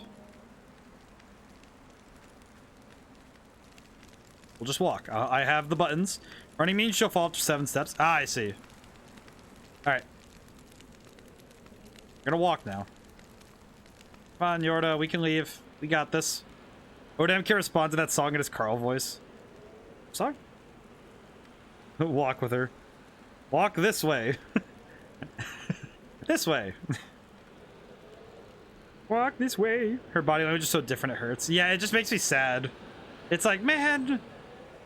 I'm really scared now because now it's like she doesn't look good, she doesn't feel right. It's like, oh, she's not walking as fast. It makes me sad. I leave. Didn't I do this for you? respond to Miss Piggy. Didn't I do this for you? Oh, jeez. I'm like scared now because I'm like, please. I just want Yorda to be okay. Yorda, wait!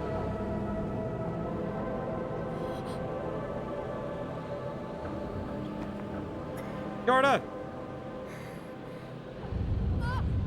No, we have to leave. No, what about Yorda? No.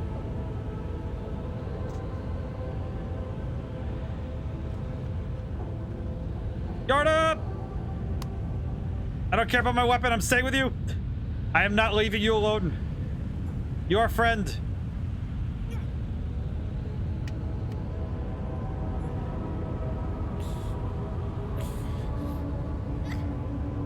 You got it, girl. Oh my goodness. Oh my goodness, I just realized what's coming. Oh no. Yorda!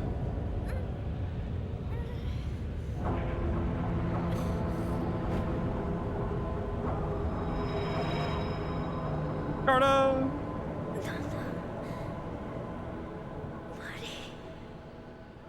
Ah! Oh. Translate this one thing. Oh. Oh no. Is this gonna emotionally wreck me? She said thank you. Oh. Oh. Oh. I'm alive? Where in the heck am I? Alright. Now what do I do? Yeet. I don't know when to quit. This is a fairy tale story. Of course you're alive. I missed the jump. Yeet. Not anymore, but also.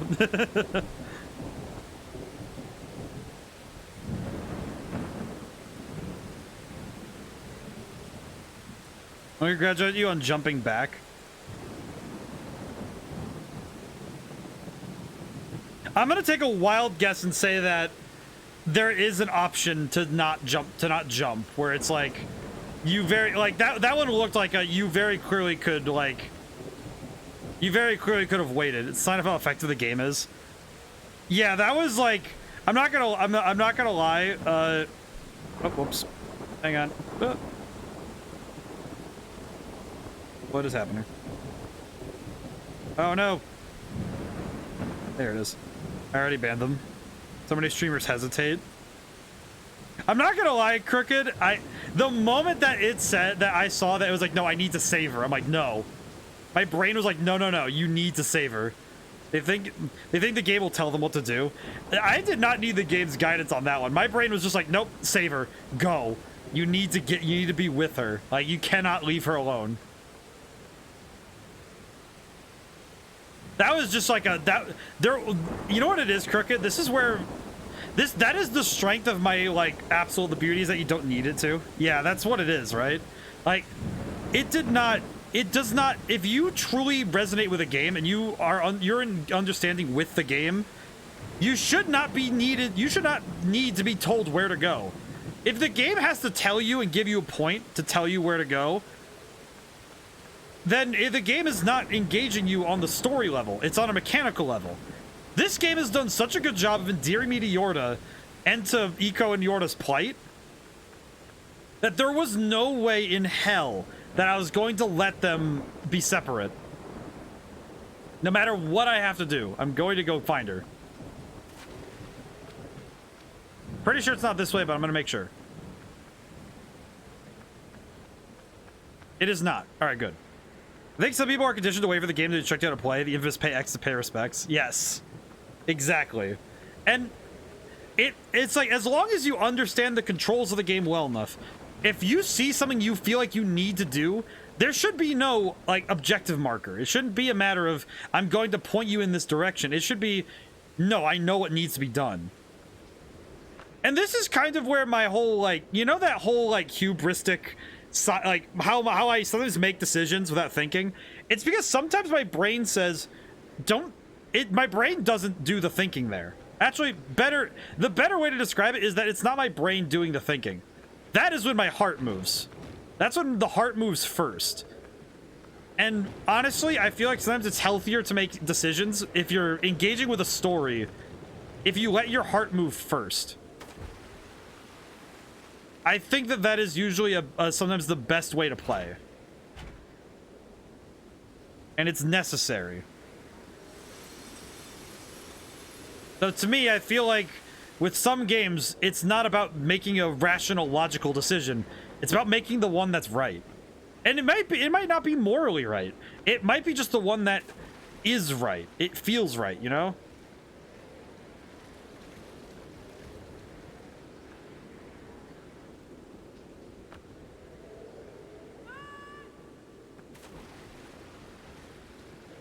I see, I could drag the box around. Intriguing. And I think that's where sometimes where my brain goes, and strategically it's not always the best place to be, because, you know, the Art of War says if your opponent's of like uneven temperament, you know, you can seek to confuse them, and you could when somebody acts on emotion rather than pure logic, especially when you're on a strategic level, that can really backfire on you. But at the same time, I don't know, to make strategic decisions without your heart is you kind of just become a logic machine. That's not good for you either, so it's necessary to have both heart and mind working together. You know, and with that moment, when I saw Yorda getting pulled away, both were in unison. It's like, no, no, no, you gotta jump for her. You gotta go. You need to save her. Even if it's not necessarily saving, just being with her, so she's not lonely anymore.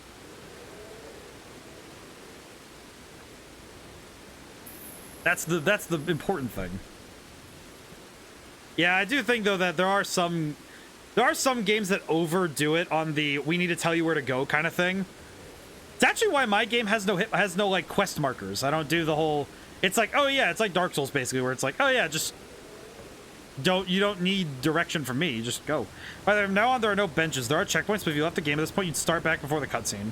This section has to be done in one playthrough. If it's not too long for stream, no worries. If it's not too long for stream, no worries. Well, see, Crooked, here's the key thing. Even if it was too long, I wouldn't stop it anyway. Because this is too important to me right now. Because now my brain is thinking, no. I need to see this to its end.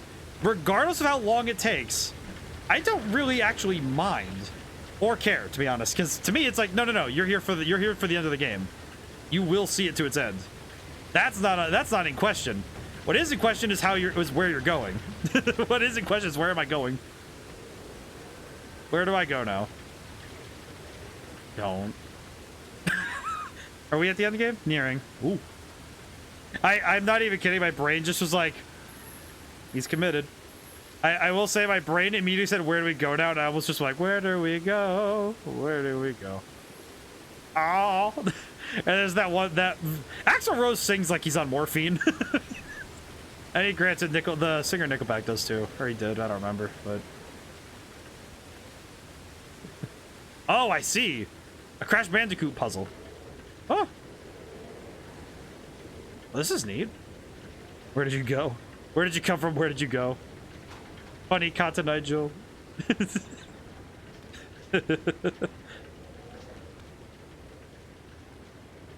Oh, we move.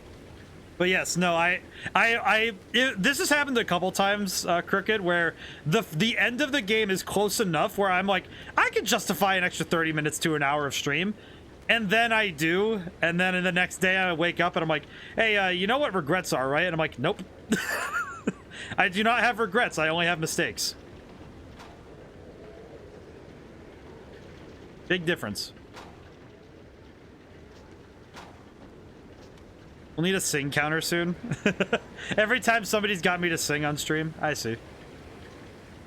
That would be fair. Up we go. Come on, buddy. Every time there's song lyrics in chat too. Oh, I think I see what I have to do.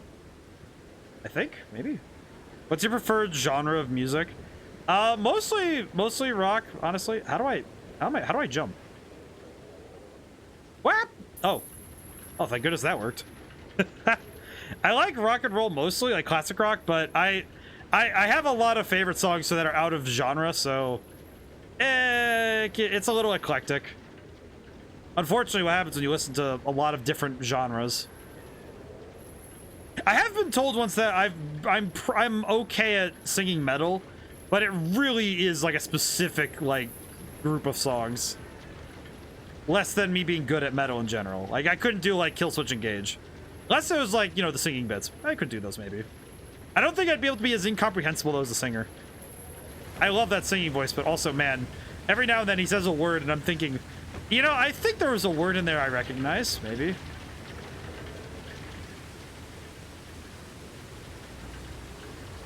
Really like, have you guys ever heard of a band called Camelot? It's like Knights of Camelot, but with a K. It's like the Mortal Kombat spelling, I guess. Bird is the word. I do like that one. That one's pretty good. But there's a band. I'm gonna put their name up. This band. If you ever can take a listen to their stuff, I highly recommend, because I love Camelot. They're amazing. I love them. This part reminds me especially of Castle of Cagliostro. It's also weirdly reminding me of the original Castlevania in a really weird way, actually, just because of the clock tower and how weird it is. But where am I? Oh, I just fell down here. Now what do I do? Oh, I see.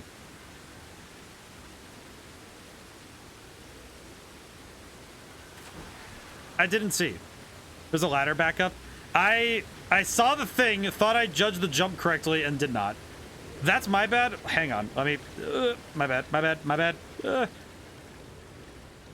my brain please go like 5 seconds without making a dumb mistake? Just a tiny bit. Camera, please cooperate. Please cooperate. I have to save Yorda. Nyeh. Nyeh. There we go. Oop. Ah, it's okay. I make mistakes. It's okay. I make mistake. This is fine. I'll just speed run. I'll use the techniques of the forefathers. Yeah. I feel like Nia could go on the counter for today, maybe. This is fine. I'll make it work. I will fix this. I will fix. Yeah. We have 4x on the counter today. Maybe I should make it a weekly counter, so it's like, I should do it as like a after every Sunday stream I reset it. Because I feel like doing it every day is gonna be, I'm gonna forget every time. So maybe making it as part of my Sunday night thing would probably be a good idea. And also it means that I don't have to worry about it as much. Up we get, my boy. Jump. Good job. Now, when you take one of ODaM streams and make a supercut every time he makes a weird noise. Oh my goodness, you guys would find so many weird noises. Especially, alright, especially Triangle Strategy. I feel like, no wait, it's either Triangle Strategy or Skies of Arcadia. One of those two would have like the most. I feel like Skies of Arcadia would be the one though, because I think I made a lot of weird noises when I played that. Because I was making weird noises all the time for some reason. I don't know what it was, just constantly just bumbling. Then again, that's kind of a lot of what I do sometimes when I'm playing games that are like that, where I just constantly bumbling. Put that shit on TikTok. Oh man. Just every single time I've ever made a weird noise, just like a TikTok supercut. I see. Make it. Oh, wait. Ow. Alright, where is this supposed ladder? Must find ladder. Here it is. Lavender. I'm fairly certain if I put a bunch of stuff on TikTok, I'm pretty sure people would find it pretty funny. I'm pretty sure there'd be some people who would love to see some of that stuff. There we go. The gears of this machine, though. What is this thing? Is this what powers the machinations of the castle? If so, I'm really curious how does this generate the power they use? Is it generating magic or electricity? And if it's not magic, then is it electricity? Is it magic powered by electricity? Oh. That's really dark. Anything for Yorda? Let's go! Ah! Not falling off the cliff, though.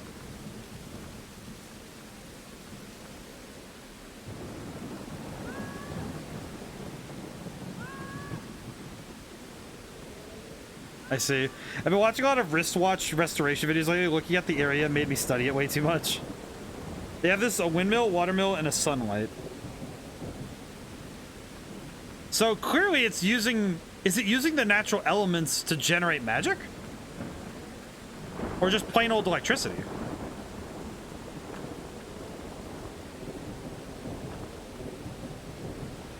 Because either one is confusing. Like, intriguing, but confusing. Also, studying wristwatch restoration, I wish I could wear a watch. I feel like a watch would be cool. Like, if I could make a watch work, it would be cool. I just don't wear watches. It's just not my thing. You know how in Persona 5 you can give gifts to people, or like in Fire Emblem you can give gifts to your teammates and you can work your friendship with them?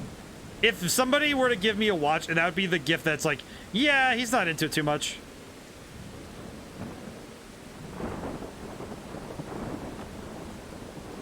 Whee! Alright, up we go. So, if I have to take my theories, they're probably generating electricity, and through that electricity generating some sort of magic. Watch a lot of PC making videos for someone who doesn't understand anything about them. I barely successfully finished my 360. Hey, he still fixed it, though. Fixed is still fixed, even if it's barely. Yorda! Running in the 90s. I forgot the lyrics. Just put the running in the 90s behind him as he's doing this run across the pipes. I'll send you a YouTube channel to check out. It's really nice as background noise if you want something just to look at or study. I've been really liking Overly Sarcastic Productions because they do both history and writing stuff like trope. Their trope talks have been really educational for me as a writer. And also they're like listening in on the history stuff they do. All of it has been really fascinating to listen into. So I am gonna check out your stuff though. I really want to see that too. Oh man, this cave-like ambience is kind of freaky. I'm not gonna lie though. Also, scared to move it because I forgot to put some screws back. I don't want to take it apart again. Hey, fair enough. Have you looked at Doig and Swift yet? No, I did. I did check them out. No, I did. Okay, I had to think about it. I'm like, no, I did, right? And I was like, no, I did. I went and watched one of their VODs. I went and watched one of the things on Twitch. That's a fascinating system, though. I need to study it more because I need to, like, I want to watch it closer because I want to see what they, I want to see if I can deduce their system. I want to see how I can do it. It's really impressive, isn't it? It's really good. I like that a lot. It's really... Okay. Nothing to the right. Something to the left. What's this doorway, though? Oh, it's not open. This isn't even a door. Talk to Doig and he said he's writing a tutorial video for YouTube soon. Oh, that's so good. That's really cool. It's really nice that they're willing to share their like knowledge on that stuff. That's really nice of them. I know some people, you know, they point their nose up and they're like, no, we need to keep this knowledge. It's like, but it's so good for other people who want to try something like it. And it's like, that's really good of them that they're like, oh yeah, no, we want to like, actually, we want to help people like learn this stuff. That's really cool of them. All right. Excellent. Now then. Jumpies. Uh-oh. Oh. Oh, that was... Curious. Whee! That's really cool, though. I'm impressed that their virtue is very strong. I like that. That's very cool. I'm gonna need to watch more of them soon because I want to see that. Well, this doesn't seem accurate. Okay. Well, that's not right. I think. Change the code. This way. The lore. I feel like I made a mistake.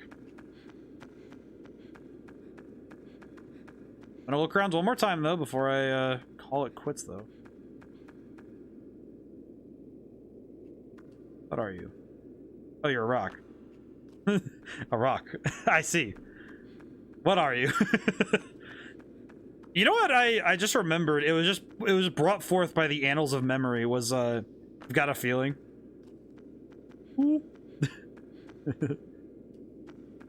Tonight's gonna be a good night. That song was always in like middle and high school. It was like middle and high school. Oh geez, that was a close one. Dances and stuff. That one and the what was it? It was on. They threw it on a bunch of motivational stuff. Was the one that it was like this one band that did like 3 songs. Don't touch that dial. Ah!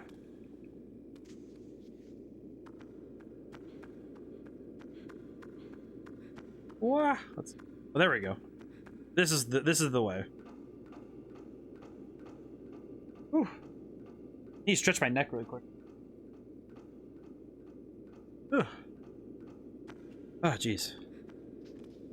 So next week, a lot of LFMAO in those years. I remember there was one other band. Oh, we can't open that. Oh. Yorda. Yorda. Friend. Where are you? Boat. There's a lot of broken stuff down here. What the heck? Wait a minute. This is where I came in. I know this place. I remember. This is where the boat was brought in. Which means there's a way to the castle from here. At least I think so. Oh.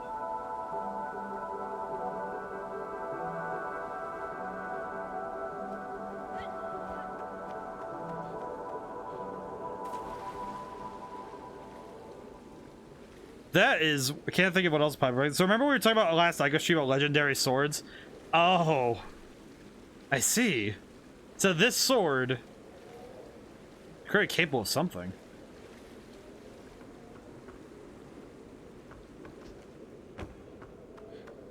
Gangnam Style. Well, it's like back in the day, it was a lot of like those like 2010s stuff. I can't even think of what was popular back then. I just remember listening to everything that wasn't popular at the time, so I guess that's my bad. Slappies. It opens doors. I see. Yorda! Yorda! What do I do? Oh, right. I have the legendary Sword of Lightning. Fireflies was overplayed. Oh, I remember Fireflies. That one was funny. We have the legendary Sword of Yore.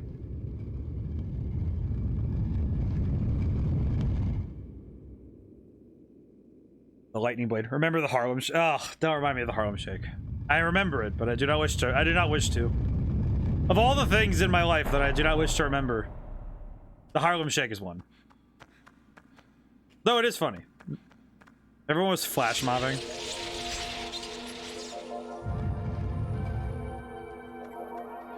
Yorda!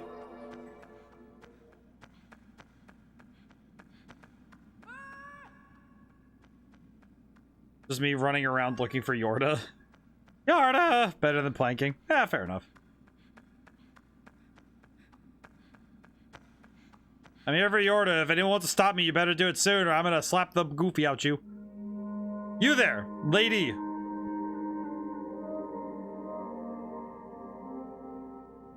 I'm going up there to save her. You can't stop me. I'm coming! Coming in, you psychopaths!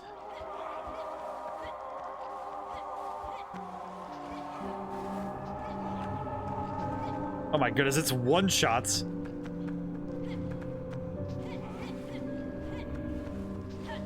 Yorda!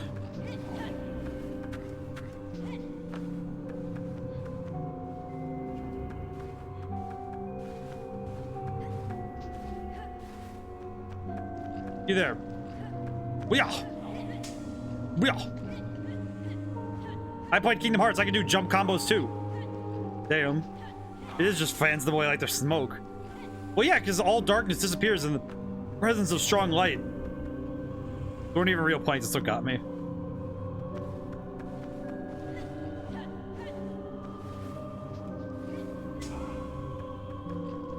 Oh, and the music's so weird.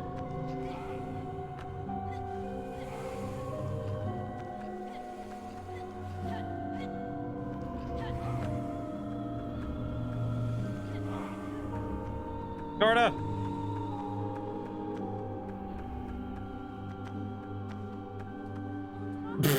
Am I really gonna go up to her going, oh, toi? Follow me, please. I just want you to be walking again, please. I don't want you to be petrified. Blah. Them minor keys. Oh. And not even more than that, just the sheer, the ethereal weight of it.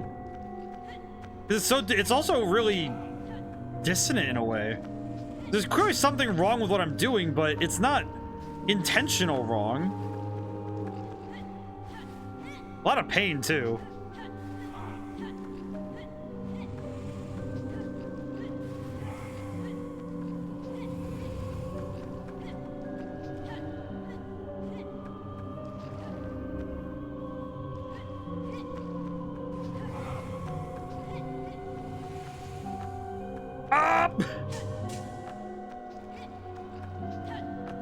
The way these guys fly is so weird too. The fact that we're fighting in the area where it all started though is really freaky to me. Take a look around, you might be clued in. Oh no. It clicked immediately when I realized those lights were going out. So the guardians of this place are the kids. They look smaller now, a lot like you. Oh no. I see now. I recognize. They have horns too. I just saw it too. They have horns. And they don't want to die just as much as I don't. Oh.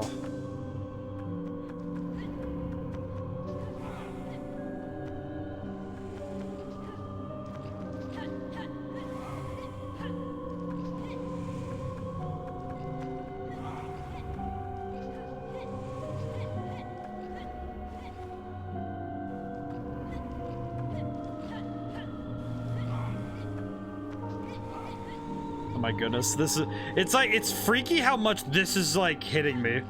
It's indeed a long tradition for the village. Oh jeez. How many kids have they put to this? It's like, yeah, it's one kid a generation. Oh, it's one kid a generation. That's still someone's son or daughter, you know? My goodness. Look what they've become by being placed in such a place.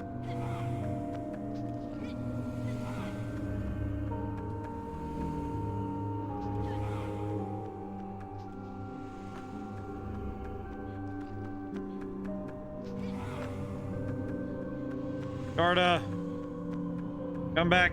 Oh my goodness. So many though. It's the fact there are so many. 53 shadows to fight, one for each of the other coffins. This is a demon long tradition. I just saw that part too. 53. Oh my goodness. The fact that it's 53 of them though is just that 53 generations of kids. All of them just dropped to this lady, huh?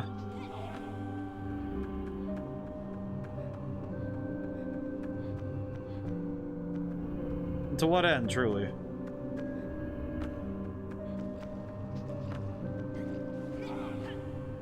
Okay, have I fought all 53?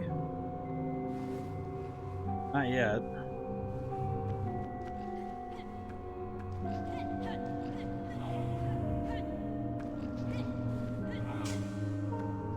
Ooh, okay. I said the shadows jumped around playfully earlier. They played monkey in the middle of you. Yeah, they were, yeah, I guess the childlike spirit doesn't really leave, does it? Even if after millennia, at that point. My goodness.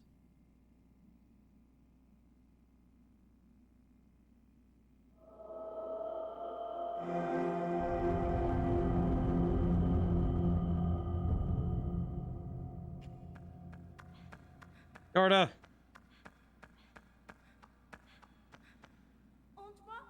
Yorda. Oh. Apple bottom jeans. I think apple bottom jeans is the slide. Slide was the other one. Ah, I think I just realized what I have to do. I see now. I recognize. I'm recognizing now what needs to be done. Ah!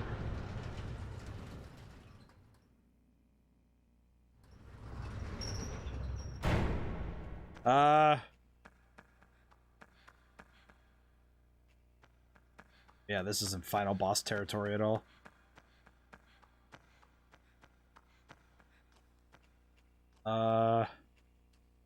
Hello?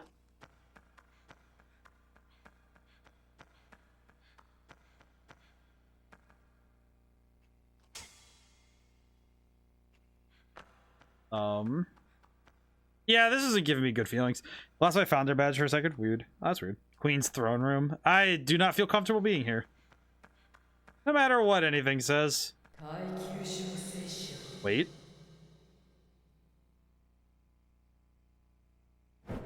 Hi. How are you?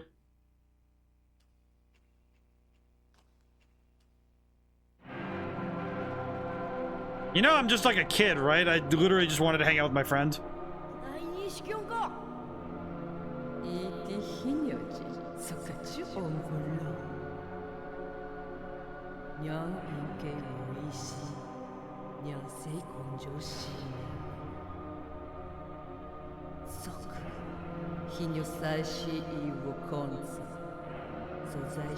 Ma'am, I don't think you understand how I have a weapon. Just a kid, my life is a nightmare.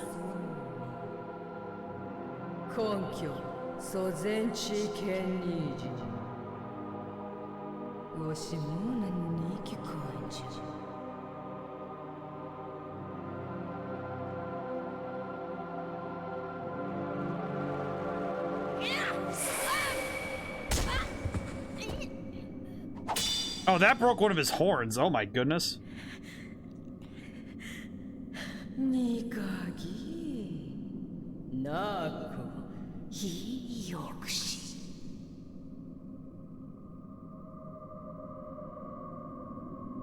Okay, so you remember how I talked about once that breaking a horn would be horribly painful?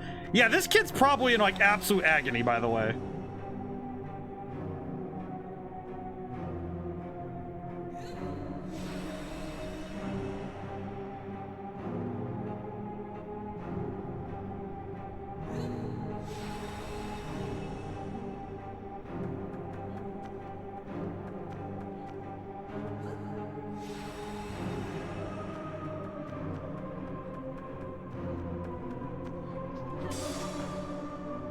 Shit.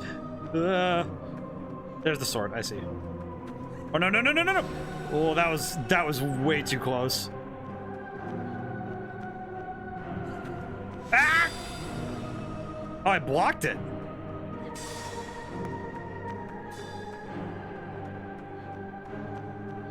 Go go go go go go go! No no no no no no! Ah! I should have gone right back. We're still doing the song thing, right? No? I'll keep going. Final boss time. Oh. Okay. Yeah, we know. We know. We know. I'm gonna just take what I can get and just go.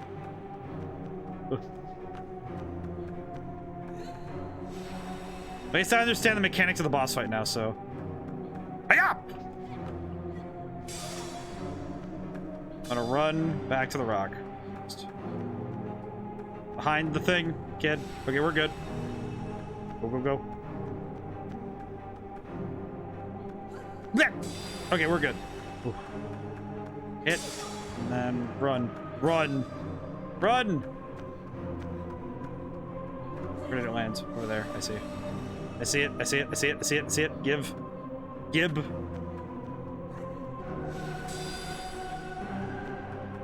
You won't stop me now, lady!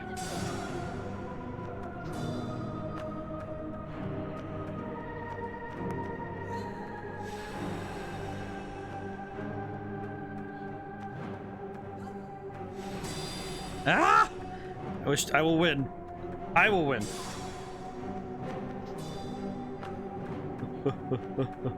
They go by rule of... I think they're going by rule of 4, maybe? I hope it's rule of 4. Ah!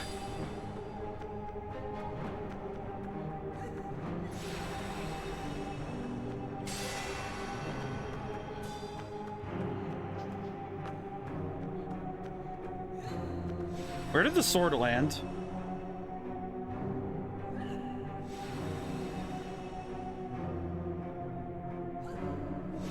I can't see where the sword landed. Where did it go?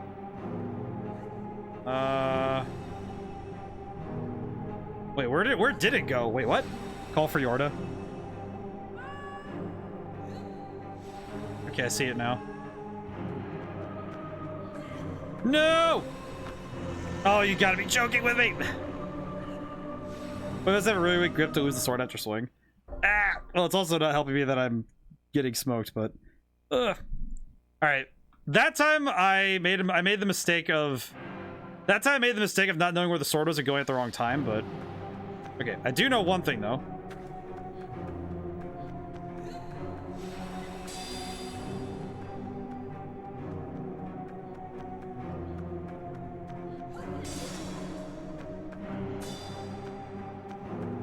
Give. Thank you.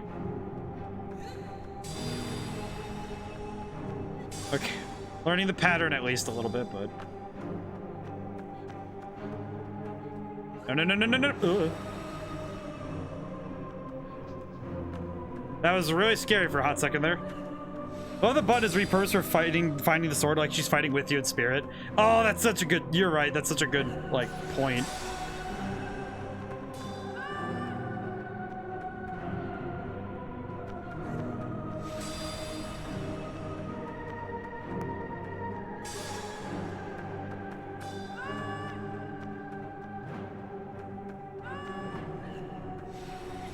Ah! It's so good though that they repurposed the button though for this fight though. Okay, I need to run like quick and go behind the rock. I don't think I'm gonna make. Yeah, I wasn't gonna make that. Okay, go. Come on, come on! Yes! Okay, good, I got it. Oh my goodness.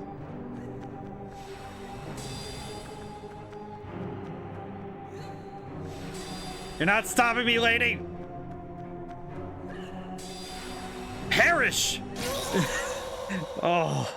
Still amazing you can make the run. Oh.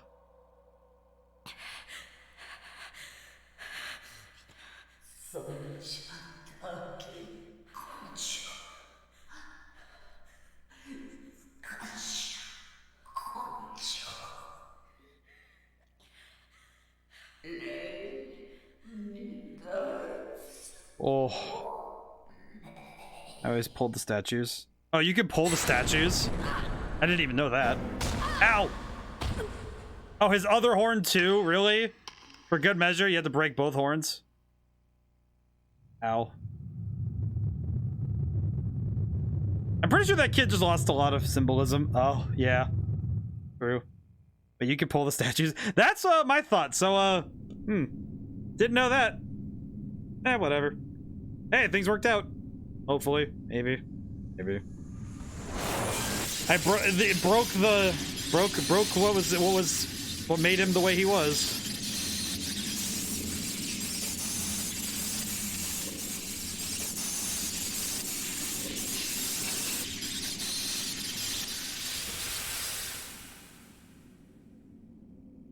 Oh. Uh-oh. Uh-oh. That doesn't seem good. Yorda? Oh no. Oh no. Please no. Please don't hurt her.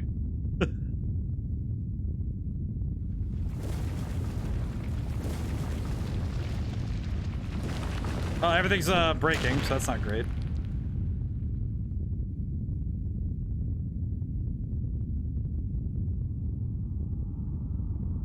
Hi, Yorda. I'm dead. I'm dead.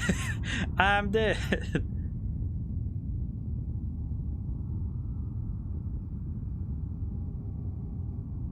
Now, since the entire game I spent having to lead her, she's now going to carry me to safety. Or at least somewhere better than this. Maybe. That's friendship. It's still her. Yeah, no, I know it's still her, just... I know that she's been changed by the way things happened. Oh, hey, that's the cage she was held in. That's where she was held in.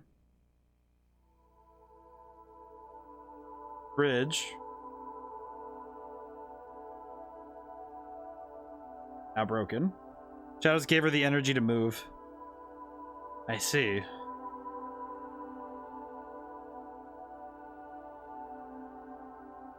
Almost like Ico gave her they cared for her, but their hands were forced.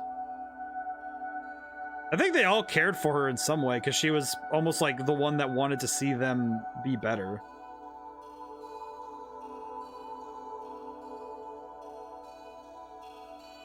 She wanted to see one of them succeed in this.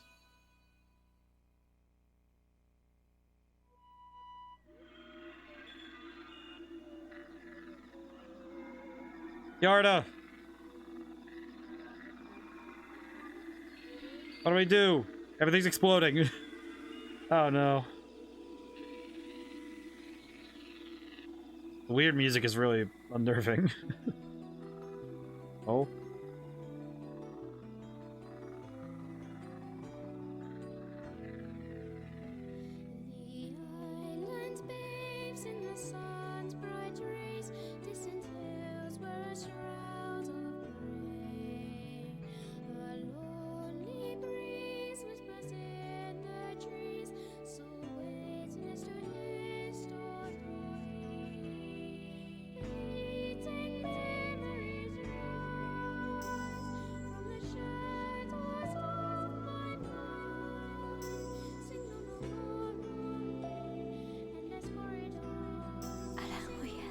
Oh.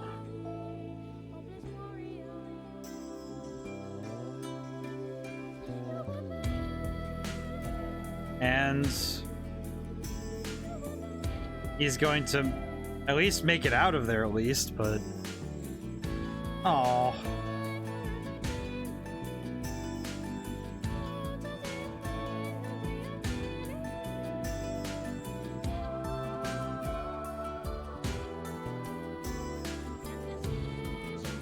The castle's structural stability seemed to be directly tied to the health of the queen. She said her body's weakened from age, and so the castle's slightly broken. Now she's dead, it cannot hold.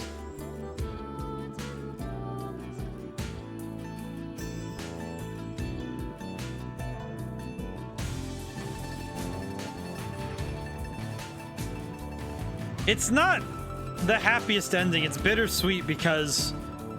yeah, Ico does get to leave, and he's able to escape, but at the cost of losing a friend that he really cared for. And the same goes to Yorda, that she had to lose. She had to lose.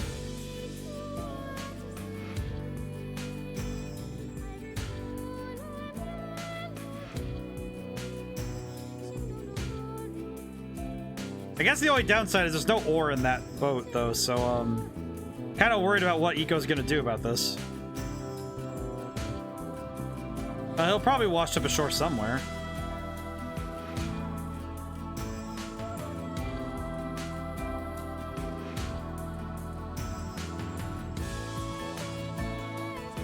Stick around. No, I will. I watch, it's a point of respect for me to watch the credits all the way through when I first finish a game, so I don't leave credits when they're playing. Honestly, though, I'm just like, I'm actually just, oh, I'm so just enamored. What a wonderful game. Like, yeah, I had some moments where I got stuck, but it's like, none of it ever like touched on like diminishing my enjoyment of the game and my fun and the fun in this. What's next? We'll see. But I also watch the credits because we need to. It's respect for me. Next for this game, I don't know. We'll see, but I know this game is...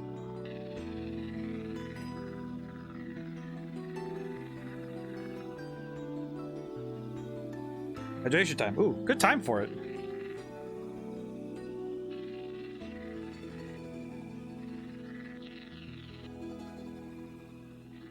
Fumito Ueda did so much he's listed in most every category. My goodness. Absolute workhorse he is. And a stretch time. Ooh, I'll stretch too. It's amazing to me also to think about how few people per category you had per company, right?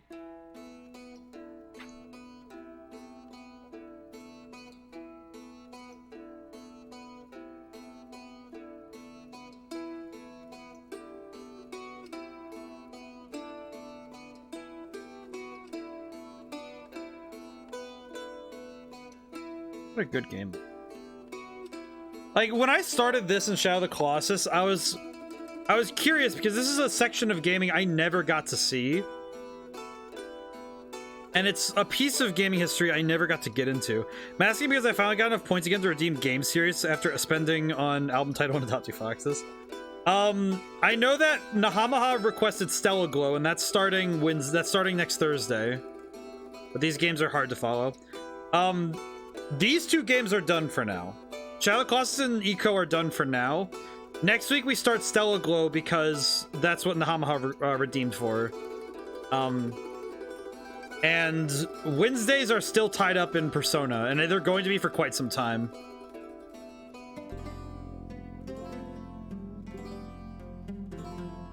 Wasn't The Last Guardian also in this series? Yes, but I don't own a PS4. That is, yeah, that's kind of the thing that's rough for this one. I wish I could play it, but I don't actually own the console it's on, so... It's probably the only limitation for streaming that I have, is that PlayStation 4 and 5 I just don't own. Yeah, it's kind of a rip on my part, so... Well, at the very least, one day we will get to. I'm pretty sure one day I'm just gonna have to bite the bullet and get like a used PS4 or something just so I can stream that stuff, but we'll see. Not anytime soon, though. I don't have this money for. PS5 is kind of hard to get a hold of, no? Yes. Probably get a PS4 if I was going to. 2001, though. Wow. But... yeah, I cannot recommend enough for anybody who can play this game themselves. Please do so, because it's wonderful. Oh.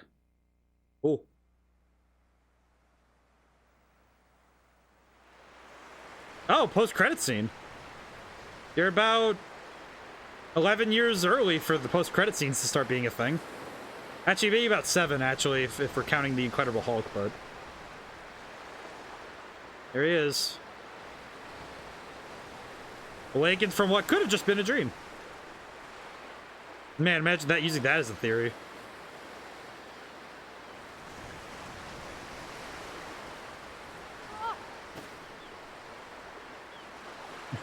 That's how you know, yeah, you slept really good. You just flop out. Oh, what? Oh, it's playable.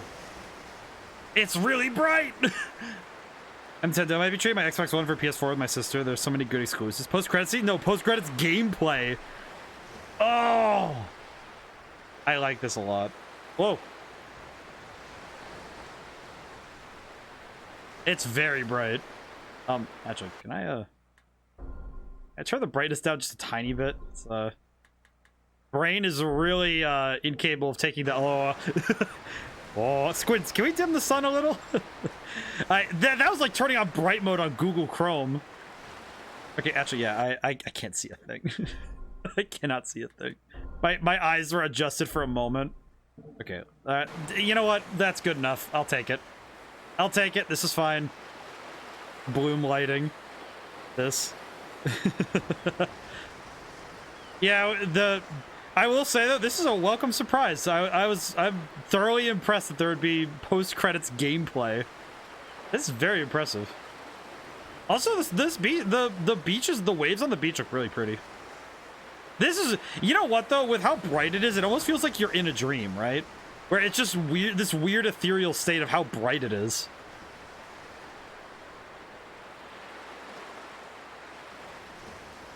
All right, little buddy, I hope we can get somewhere that's a little bit less bright. Yorda! Are you alive?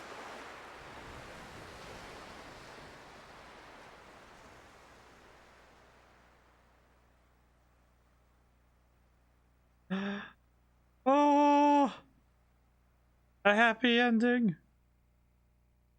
Yorda.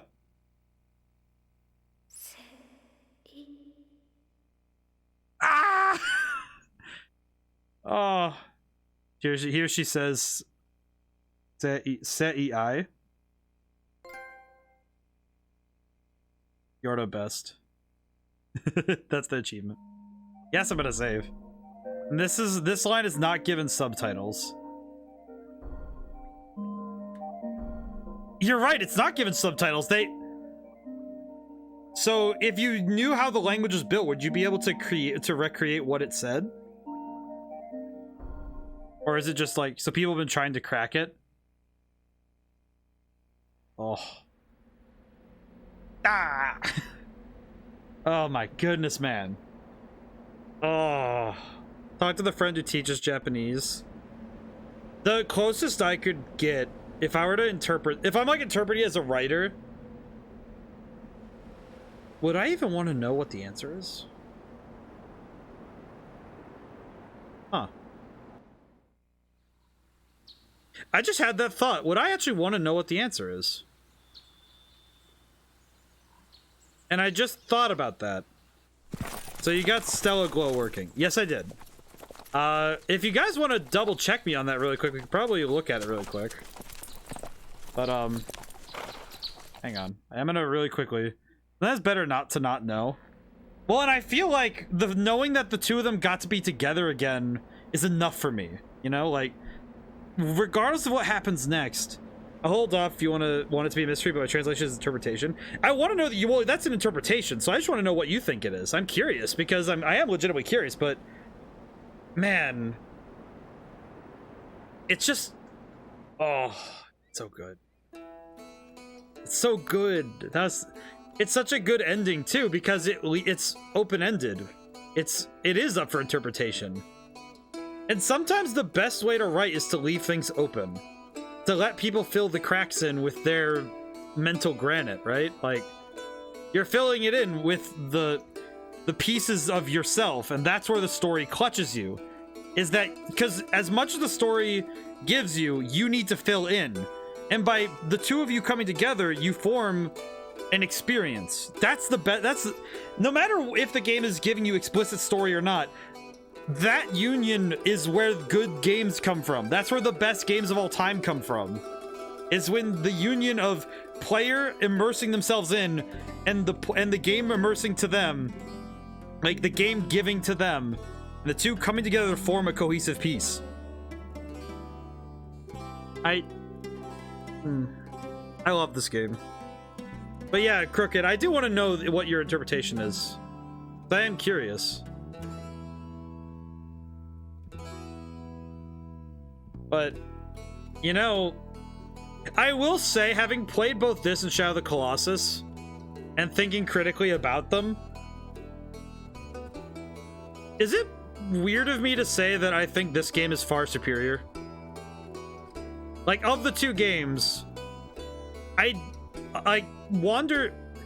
Sai becomes IC, which we figured is short for Isuru, which means to loosen the threads of fabric. It means nothing on its own, but poetically it could mean to let go or just say I have been loosened. She has been freed of the threads that bound her to the castle. Feels totally different to me. Well, that's also true. They are entirely different games, but at the same time they're not. Crooked, to your point, I genuinely believe that's true. Like, thinking about it critically, that makes total sense. That she has been let loose from her home, and now she's free from the binds that kept her at that castle, and now she's free to be just her and Ico can go do what they want. But this game and Shadow of the Colossus are tightly tied together, and it's very hard to not draw comparisons to them because of the fact that they share a world to some level. And it's not entirely 100% clear which one comes first, or if they are at all even like close geographically or not. But what matters to me more, honestly, is... Also, this is going to keep doing that, so I should probably... I know what I'm going to do to stop it from doing that, so hang on. This really quick. I have a quick strategy to fix this. But the problem is that if I take the two experiences of the games as a series, right? If I take them as at least loosely related, in the sense of, okay, they are related games in a shared-ish world, and I take them and compare them, one of the things that feels odd to me is how different the two games feel in terms of 3D movement. Because with Ico and Yorda's journey, it felt a lot more responsive at times, like in its minute little changes. Like Shadow of the Colossus is really responsive and good game, but it's those little tweaks that were in this game, and very specifically little tweaks that made the game feel, it was engaging. It felt engaging on a both gameplay and a story basis. But what the curious thing about the Shadow of the Colossus is that rather than, because Ico gives you a goal very early and something to protect, whereas Shadow of the Colossus is almost playing with your expectations and is pulling you to do something without ever explaining to you why to do it. And it's using your base idea of what to do in a video game, which is hunt the monster, to make you do something that you probably wouldn't have done if you knew more. Which is a form of a tragedy. I think the story of Yorda and Ico is more triumphant in that these are two people who are saved by each other. And their journey together is fulfilling in that sense. And I think that the comparison, though, is that it's harder to be... I guess it's harder to say a tragedy is better, but they're both very different. And I'm going to retract the statement and say that... and revise it and say that they both are exemplary points of gaming history, but I really like Ico and Yorda's story, But I see that Wander's is a tragedy, so it's not fair to compare them in the same ways. But I do think Ico does cheat a little bit because you have a companion character that you care about. There's a PS3 background theme that comes with the remaster of the game, by the way, but it's Yorda in her cage, so it makes me sad. It also comes with special features that show the PS1 footage. Don't show dramatic and passionate with that music in the back. I'm just going on this diatribe while this music's playing, and I'm just like sounding all dramatic and. If you guys could see how much I'm moving my hands on talking, it would like. I wish I had a thing that would let you see that, but I'm like I don't do face cam, so it's fine. I'll just keep being a weird goober behind the microphone. Yeah, I wouldn't want to see Yorda in her cage. That would make me sad. Honestly, I'd want one of that beach. That beach is amazing. But both games offer something that is so wildly out there for Western audiences. Because I think a story like Ico has existed in Japanese folklore before, and the way that these the weight of these stories, the weight of these stories is different because there's a cultural difference. So for us, it's fresh and exciting, and in the case of Shadow of the Colossus, it's almost more Greek in nature, where it's almost like Heracles. Because when you look at the myth of Heracles, it's a tragedy in that you have somebody who's frankly good, but gives in to, frankly, a major flaw in their person. And Wander's personality, because I haven't made my Greek cut. I'm good, M10, but thank you. But when you look at these characters next to each other, like looking at Ico and Wander next to each other, it's hard not to draw comparisons. But it's necessary because I think it's good to take in this company's works as they are. And I think both of them are fantastic examples of what 3D is capable of. There are a lot of games even nowadays that don't even match up. Like, these games are decades old now, and wow, this is dramatic. There are games that are decades old that don't even match up to these games. And that's because these games are timeless. They're classics for a reason. And one of the ways that they're timeless is that the gameplay never aged, and the graphics feel like more of a stylistic choice rather than just a push for the best graphics. Because at that time, the best graphics was still a style, because they still had to stylize things to make it look good. And that's fascinating. Also, I love the music though, but man.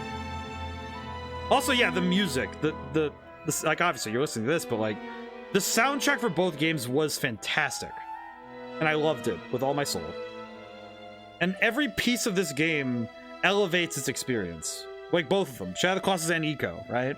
Both of them use their elements not just to like be good, but each one actively helps the other parts of it.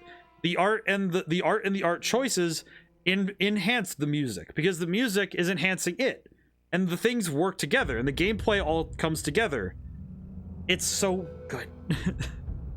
Oh man, I need to get this song on like Spotify or on some device, because I love this song. Music theory is great. Oh man, having learned how to write music and like having this appreciation just makes every time I hear good music, my brain just shuts off. ODaM, do you have the game Trombone Champ? I do not. I should get it though, because it looks hilarious. I should look into it, but I'll need to see. I've been having to save money lately because I've been kind of doing some stuff, so. And I gotta throw money towards some stuff. Do you play PC games? Sometimes. I know my streaming setup for PC is a little jank, so I have to be cognizant of such things. I've done it a few times. I know with Stella Glow I'm going to have to use PC because wink wink had to figure out how to get Stella Glow to work on a 3DS to wink play on a wink PC. Cough. Actually, I think I'm gonna go back to the PlayStation menu because now my brain kind of hurts because I'm slowly out of time. Well, now. Alrighty, so allegedly, of course. So I'm going to call stream for now Good to know. I would have recommended Myst if I had the channel points. I'm not gonna lie. I'm so upset that it was on the Xbox Game Pass like list, and it's not there anymore. Like I'm so upset because it's like it was there, and I'm like, oh, I really wanted to play it. I've been hemming and hawing about it before I started streaming, and then I went and looked, and it was like, oh yeah, it's just gone. And I'm like, what do you mean it's gone? How did you make it gone? Doesn't make any sense. But yeah, there's some games. If I have a if I remember the command, this one, yes. So I did write down a Google Doc of all the games I own. I have not added the PS3 games that I own because I've been a little bit goofy about that. Check out the Ico bonus content off stream though when you feel like it. Ooh. Oh, that's gonna be really cool. I need to look at this. I'm going to be I'm absolutely gonna need to watch this later. That is pretty cool. Walking the footsteps of giants, walking with giants, eco concept and prototype video montage. Concept and prototype video montage, Nico. Concept, eco dynamic, and 2 dynamic themes. That's so good. That's really cool. That's really neat. I'm gonna need to watch that later. So some housekeeping. So I have that game list. That's all the games I own. And the other thing I mentioned on that list is that I do have the Nintendo Switch Online, and I have the Xbox Game Pass. So if you ever want to redeem for a game, you can do those. I haven't really had anyone redeem a game I've already played, except for Time Wander. Oh boy, we get to raid Time Wander after this. Oh boy. Haven't seen him in a little bit. Happy to go see him again. He's a good one. He's a good one. So I'm gonna finish my housekeeping really quick. So at any time, I haven't redone series though. I think I'm gonna hold off on redoing any series for now because a lot of them take a very long time. This game these 2 games turned into a single series, so if I ever do them again, I'd almost prefer to do them together again. Maybe just because I want to do them again, but that's just me. But that'll be for another time. But I think for now I'm going to stick to not redoing series, and these 2 games I think will connect because I think they are a pair to me, and I really like playing them together. And I had a really great time, so I'm happy we got to play them. This Sunday, we're going to play GoldenEye because I wanted to. New Game Plus is an option for Eco if you come back to it. Yes. So if I do play both games again, I'm probably going to play both and try New Game Plus for Eco, so it'll definitely be what I do when I play it next, so that'll be fun. And with GoldenEye on Sunday, and next week is more Persona 5 and Stellar Glow starts, so look forward to that. That'll be fun. So speaking of which, I just downloaded the update for GoldenEye on Switch. I need to go download that because I need to go make sure it all works. And make sure everything's ready. It is also available on Xbox, but I'm going to do it on the Switch because I want to. I just want to. So for now, though, thank you guys to everybody for showing up. Thank you, everyone, for showing up. And thank you to everyone who got to show up who didn't get to stay till the end. Yeah, these games are wonderful. I love them. Feels already slightly more authentic. A little bit. Maybe it's just because it's on a Nintendo system. I don't know. I do also know the Switch version has... the Xbox version has online play, so you can play multiplayer online. I might grab that to go play with some friends later, but we'll see. So, now we're gonna raid. But now whenever I see you guys next, bye for now. And I'm really looking forward to what comes next. Let's go.